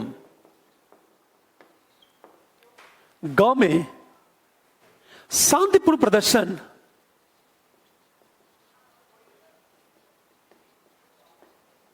तथा दल के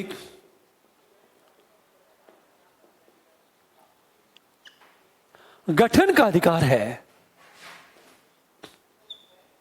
इससे सरकार की गलत नीति का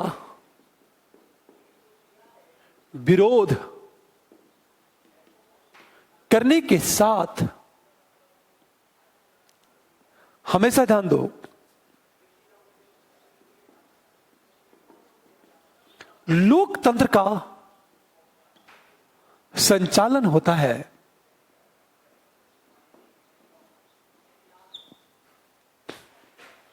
अनुच्छेद 19 के 1 का ख शांतिपूर्ण प्रदर्शन की बात करता है, और ग दल के गठन का अधिकार की बात करता है। इस सरकार की गलत नीति का विरोध करने के साथ लोकतंत्र का संचालन होता है, क्योंकि तंत्र के संचालन के लिए दल जरूरी है। अब एक चीज सोचो, आप जब इसकी बात करेंगे तो अब जब ये होगा, इसमें क्या होगा? गरिमा में जीवन संभव होगा। हमेशा ध्यान दो, इससे क्या होगा?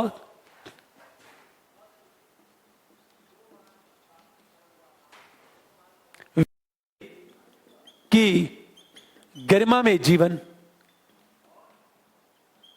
संभव। हमेशा ध्यान दो इस बात को। हम तीसरी चीज बात करें,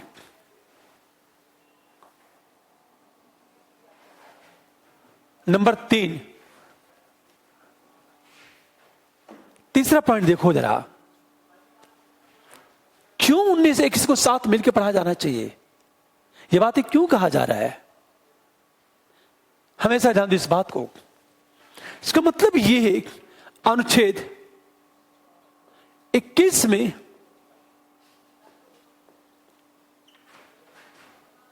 गरिमा में जीवन की बात की गई है, और यह तभी संभव जब अभिव्यक्ति की स्वतंत्रता हो तथा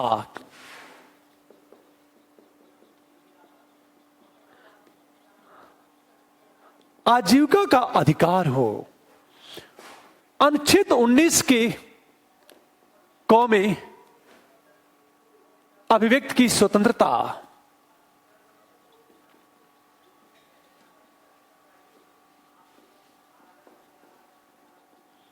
तथा अनुच्छेद 19 के 1 की 6 में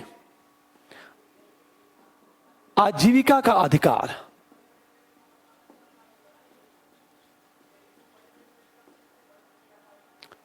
हमेशा ध्यान दो, अनुच्छेद 21 में गरिमा में जीवन की बात की गई है।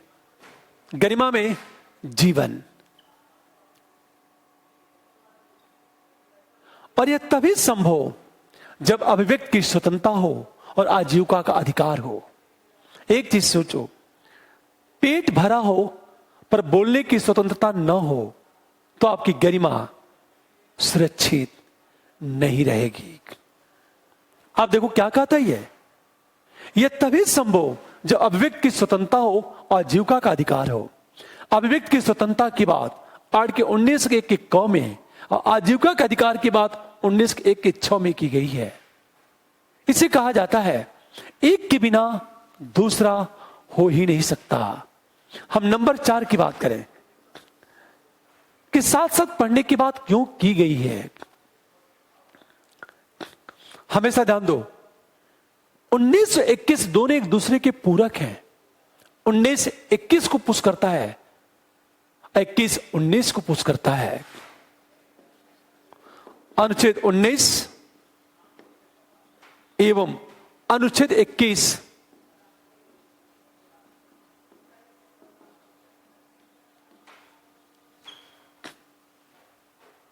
देखो आप, अनुच्छेद 19 एवं अनुच्छेद 21 एक दूसरे के पूरक हैं। हमेशा ध्यान देने इस बात को। बड़ा रीजन देखो जरा, नंबर 5 अनुच्छेद 19 में युक्त प्रतिबंध को परिभाषित किया गया है।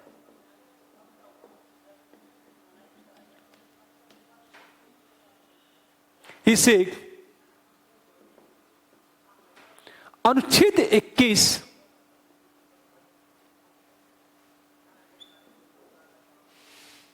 हमेशा इसे अनुच्छेद 21 में भी स्वीकार किया गया है।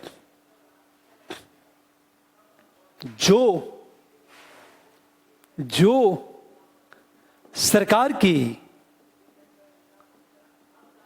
निरंकुशता पर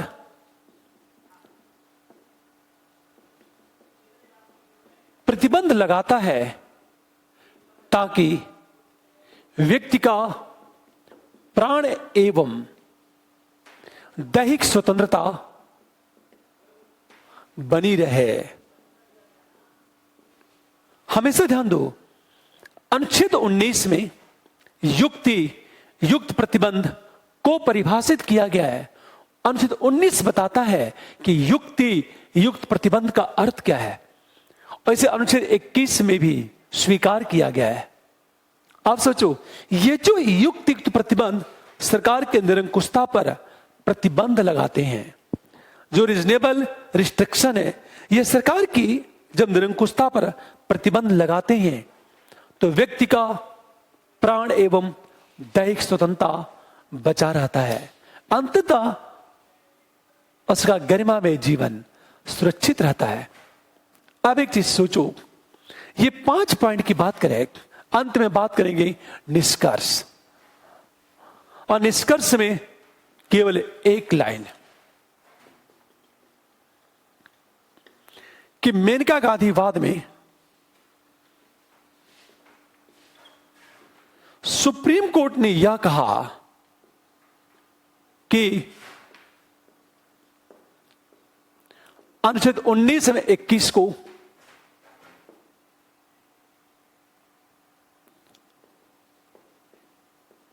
साथ पढ़ा जाना चाहिए। यह मेनका गांधीवाद का डिसीजन है। मेनका गांधीवाद में सुप्रीम कोर्ट ने यह कहा। अच्छा, एक और चीज देखा होगा, मैं बार बार सुप्रीम कोर्ट के डिसीजन का उल्लेख कर रहा हूं कि सुप्रीम कोर्ट ने क्या कहा। यह निष्कर्ष मान लिया जाए, यदि प्रश्न यह पूछा जाता है आपसे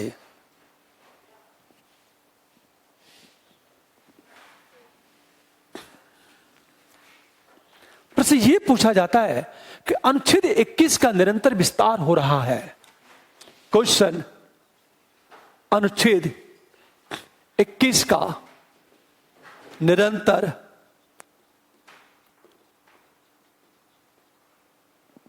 विस्तार हो रहा है, स्पष्ट करें। तो आपको करना क्या है? 21 का विस्तार हो रहा है, तो ध्यान दो। फर्स्ट पैरे में क्या करना है? अनुच्छेद 21 का मूल प्रावधान। अब मूल प्रावधान क्या है? प्राण एवं दैहिक स्वतंत्रता से विधि द्वारा स्थापित प्रक्रिया के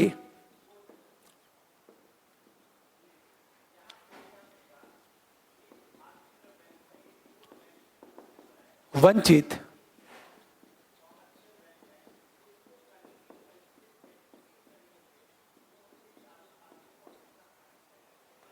हमेशा ध्यान दें इस बात को।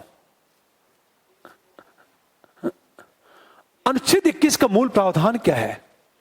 प्राण एवं दैहिक स्वतंत्रता से विधि द्वारा स्थापित प्रक्रिया के बिना वंचित नहीं किया जा सकता है।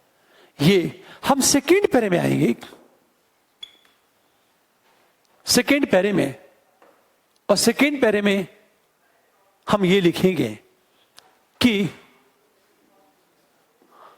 अनुच्छेद 21 का निरंतर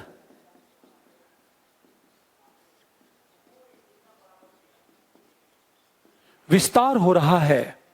दो चीजें हमेशा ध्यान दो। विस्तार कैसे हो रहा है? मैं ऊपर का पैरा मिटा देता हूं। मैं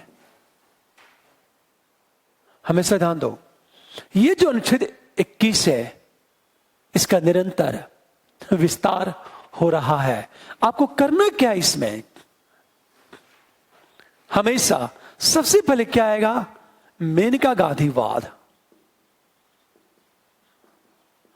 और मेनका गांधीवाद में सुप्रीम कोर्ट ने क्या कहा? मेनका गांधीवाद में सुप्रीम कोर्ट ने यह कहा कि अनुच्छेद 21 कार्यपालिका और विधायिका दोनों के विरुद्ध संरक्षण प्रदान करता है। अनुच्छेद 21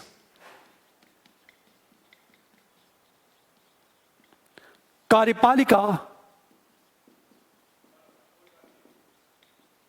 एवं विधायिका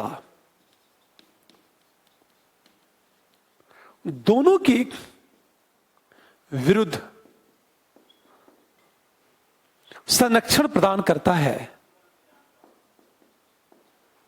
अर्थात मेनका गांधीवाद में सुप्रीम कोर्ट ने यह कहा कि आप विधायिका भी कानून बनाकर किसी को उसके प्राण एवं दैहिक स्वतंत्रता से वंचित नहीं कर सकती।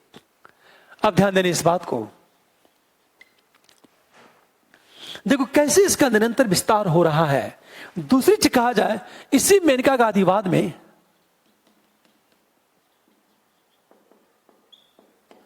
गरिमामय जीवन की बात की गई थी, और गरिमामय जीवन के लिए स्वच्छ पर्यावरण पर बल दिया गया। शायद हम लोग पढ़ चुके हैं। अगली चीज गोविंद वर्ष बनाम मध्य प्रदेश वाद में क्या हुआ? Right to privacy.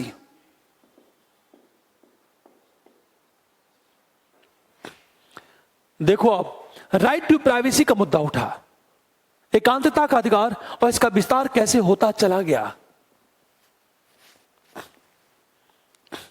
कैसे लगातार विस्तार। अगली चीज देखो आप, हमेशा कि गरिमामय जीवन के लिए क्या किया गया? जीवन के लिए शिक्षा के अधिकार को मौलिक अधिकार मान लिया गया।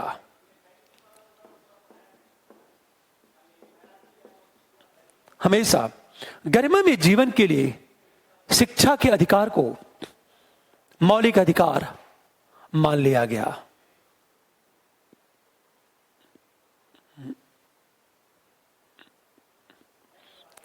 जैसे इसके लिए क्या हुआ, 86वें संविधान संशोधन के द्वारा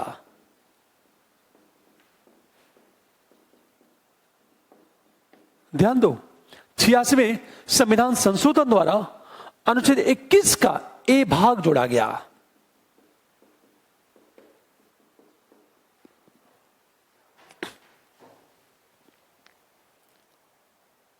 ट्वेंटी के ए भाग जोड़ा गया। इसका उद्देश्य क्या था? यह विस्तार हो रहा है। अब 21 के विस्तार में किस किस की भूमिका थी, यह सेकेंड पैरा ये सारी बातों का उल्लेख करेंगे। लेकिन याद रखना, आपके पास न तो टाइम है और न तो शब्द है कि आप सारे पहलुओं का विस्तार कर सकें। अब हम थर्ड पैरे में आएंगे। ये तो सेकेंड पैरा। जब थर्ड पैरे में आएंगे तो हम क्या लिखेंगे? विस्तार तो हो रहा है, तो कौन कौन से फैक्टर है विस्तार को प्रोत्साहित करने वाले कारक, वो कौन से फैक्टर हैं जिससे इसका लगातार विस्तार हो रहा है?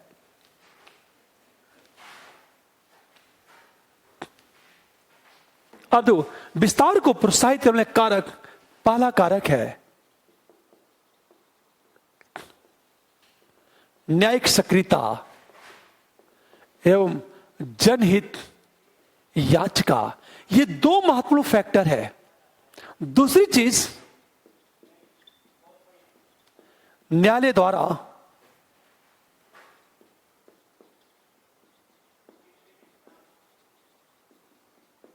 मौलिक अधिकारों का की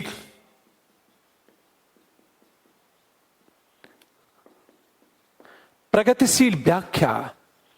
तीसरे ये है जन जागरूकता के कारण।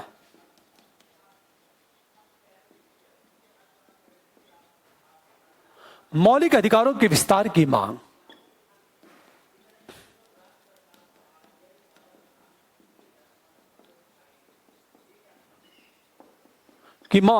जैसे कार्यस्थल पर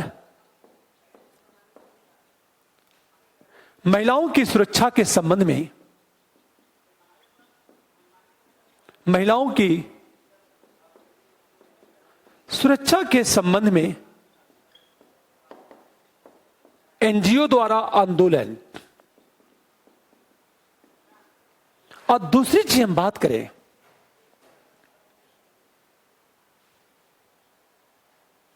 हमेशा ध्यान दो इस बात को, और दूसरी तरफ जन आंदोलन तथा इस आंदोलन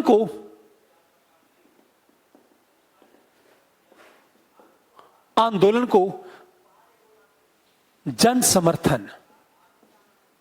हमेशा ध्यान दो, इसका मतलब क्या चीज है?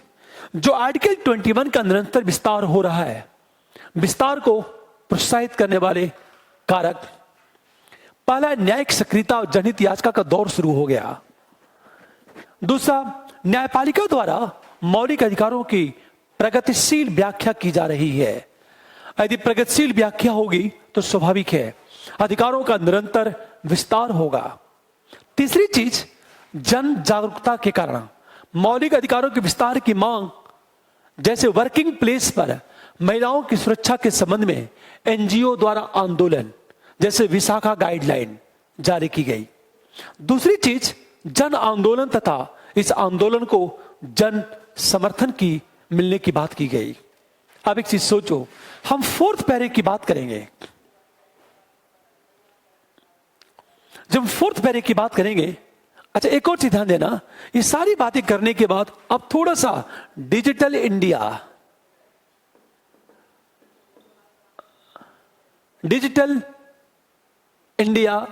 या इंडिया का डिजिटलीकरण, इससे क्या हुआ कि आंकड़ों के चोरी और दुरुपयोग की आशंका बढ़ गई। राइट टू प्राइवेसी का क्या हो जाएगा? इसलिए राइट टू प्राइवेसी अब मौलिक, एक महत्वपूर्ण मौलिक अधिकार बन चुका है, हमेशा ध्यान दो। अब हम चौथे पैरे में आएंगे और निष्कर्ष की बात करेंगे। आज हम निष्कर्ष की बात करेंगे, तो निष्कर्ष में केवल इतनी बातें लिखनी है आपको।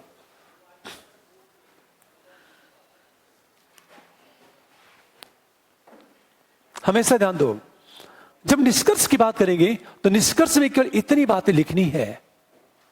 वस्तुतः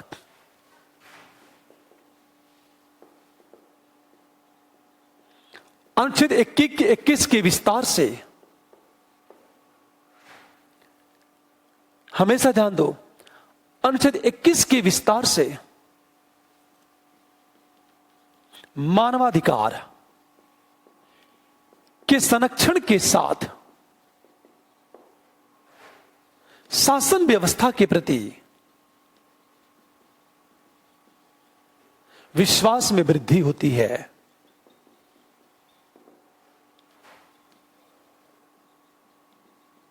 इसका मतलब यह है कि जब मौलिक अधिकारों का निरंतर विस्तार होगा तो स्वाभाविक है व्यक्ति का विकास होगा, नागरिकों का विकास होगा, मानवाधिकार का संरक्षण होगा। और जिस व्यवस्था में मेरे अधिकारों को महत्व दिया जाएगा, मैं उस व्यवस्था को सपोर्ट करूंगा। और जब सपोर्ट करूंगा तो उसका क्या फायदा होगा। हो सकता है आपसे अगला क्वेश्चन यह पूछा जाए, अगला प्रश्न यह पूछा जाए आपसे कि अनुच्छेद 19, क्या आप इस बात से सहमत हैं कि अनुच्छेद 21 मानवाधिकारों को व्यक्त करता है?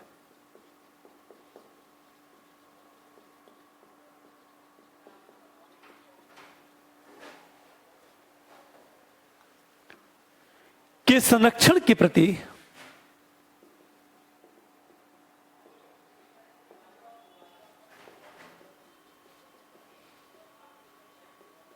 प्रतिबद्ध है। क्या आप इस बात से सहमत हैं कि अनुच्छेद 21 मानवाधिकारों के संरक्षण के प्रति प्रतिबद्ध है? अब देखो, आप आंसर कैसे चलेगा हमारा। फर्स्ट पैरा, अनुच्छेद 21 का प्रावधान है क्या है। हम सेकेंड पैरे में आएंगे और ये बताएंगे कि अनुच्छेद 21 मानवाधिकारों के संरक्षण के प्रति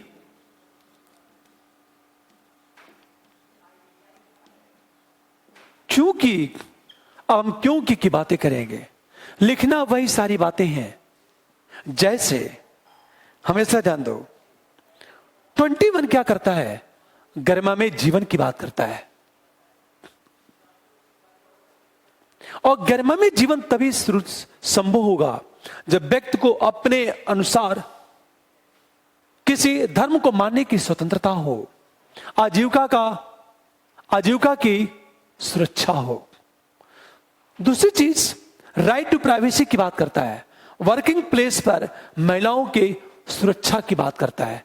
ये सारी चीजें मानवाधिकार को प्रमोट करती हैं।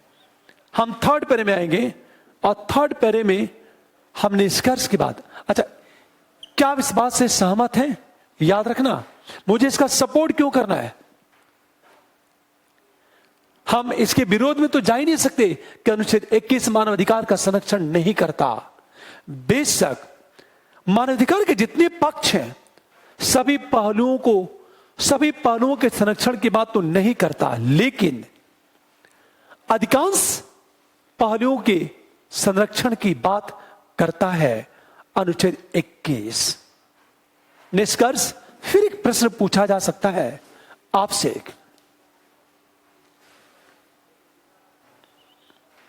राइट टू प्राइवेसी क्वेश्चन, निजता के अधिकार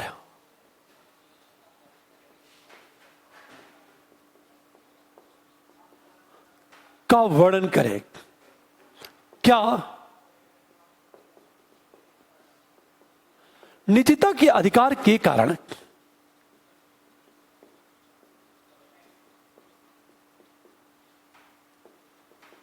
राष्ट्र की सुरक्षा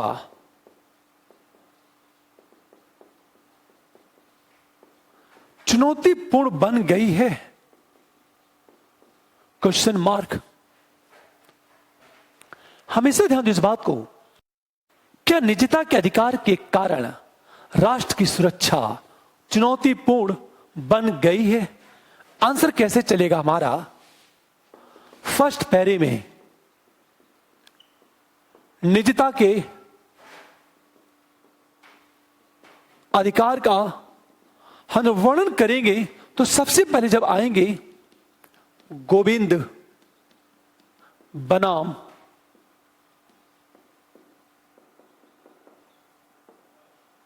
मध्य प्रदेश वाद। इस वाद में क्या डिसीजन था? कालांतर में क्या हुआ? गोविंद बनाम मध्य प्रदेश वाद की हम बात करेंगे पहली चीज, लेकिन अपवादों का उल्लेख नहीं करना है। फिर मैंने कहा 9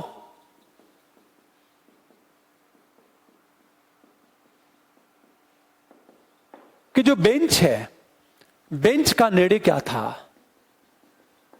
और एक चीज बताना है, इस निर्णय का प्रभाव क्या पड़ा। हम सेकेंड पैरे में आएंगे, हमेशा ध्यान दो, सेकेंड पैरे में आएंगे निजता के अधिकार के कारण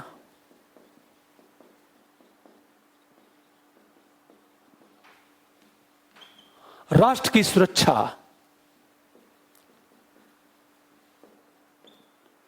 चुनौतीपूर्ण बन गई है।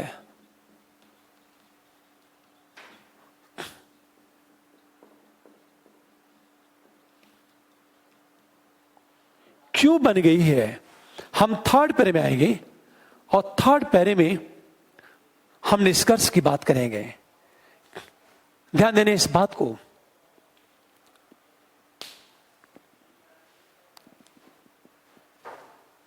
पूरी बात ध्यान दें इस बात को। फर्स्ट पैरे में निजता के अधिकार का वर्णन, सेकेंड पैरे में निजता के अधिकार के कारण राष्ट्र की सुरक्षा एक चुनौतीपूर्ण बन गई है। क्यों बन गई है? क्योंकि मैं हिंट कर रहा हूं, नंबर 1, राष्ट्र की सुरक्षा के लिए, राष्ट्र की सुरक्षा के लिए संदिग्ध व्यक्तियों के आचरण का अवलोकन करने के साथ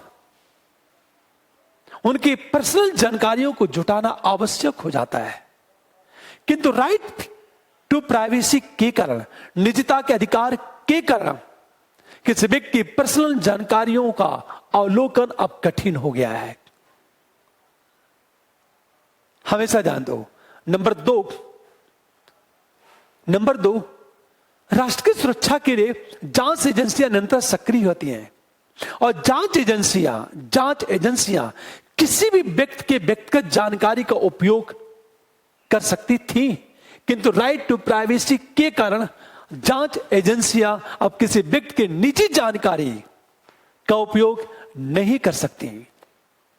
नंबर 3, पहले सरकार राष्ट्र की सुरक्षा के लिए फोन टेप करने का आदेश देती थी, लेकिन सुप्रीम कोर्ट ने फोन टेपिंग के संबंध में एक गाइडलाइन निर्धारित कर दिया।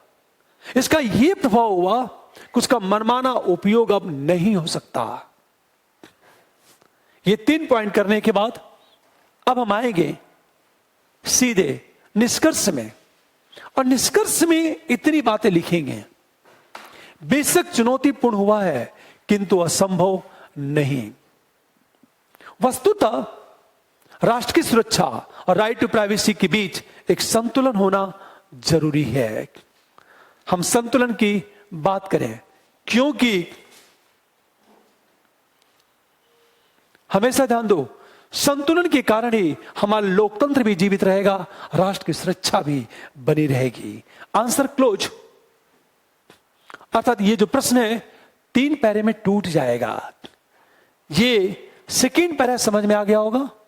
ध्यान दो, निजता के अधिकार के कारण राष्ट्र की सुरक्षा चुनौतीपूर्ण बन गई, मैं लिखवा चुका हूं।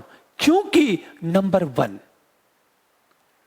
हमेशा नंबर 1, राष्ट्र की सुरक्षा के लिए व्यक्ति की व्यक्तिगत जानकारियों का उपयोग अब कठिन हो गया है, क्योंकि व्यक्तिगत जानकारी का उपयोग करने से निजता का अधिकार का उल्लंघन होगा, जिससे सरकार की गतिविधियां असंवैधानिक हो जाएंगी।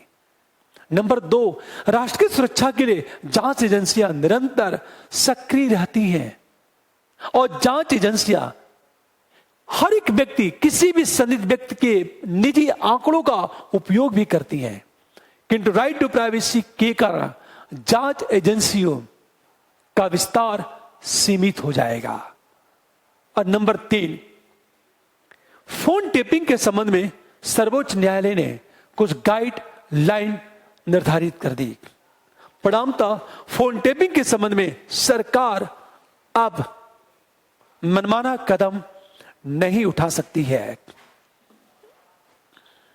अंत में हम निष्कर्ष की बात, और निष्कर्ष इतनी बात कहेंगे कि दोनों में एक संतुलन होना चाहिए, क्योंकि लोकतंत्र भी चाहिए और राष्ट्र की सुरक्षा भी चाहिए। ये जितना भी प्रश्न मैंने लिखवाया है, आप घर पर प्रैक्टिस करेंगे, लिखेंगे। मैंने क्या कहा, हर टॉपिक से जितने भी प्रश्न बन सकते हैं सारे प्रश्न मैं उठाऊंगा और सारे प्रश्न को फ्रेम करूंगा मैं। ये मत सोचना कि हो जाएगा, नहीं, एक कॉपी बनाओ और कॉपी पर लिखते चलो। Thank you.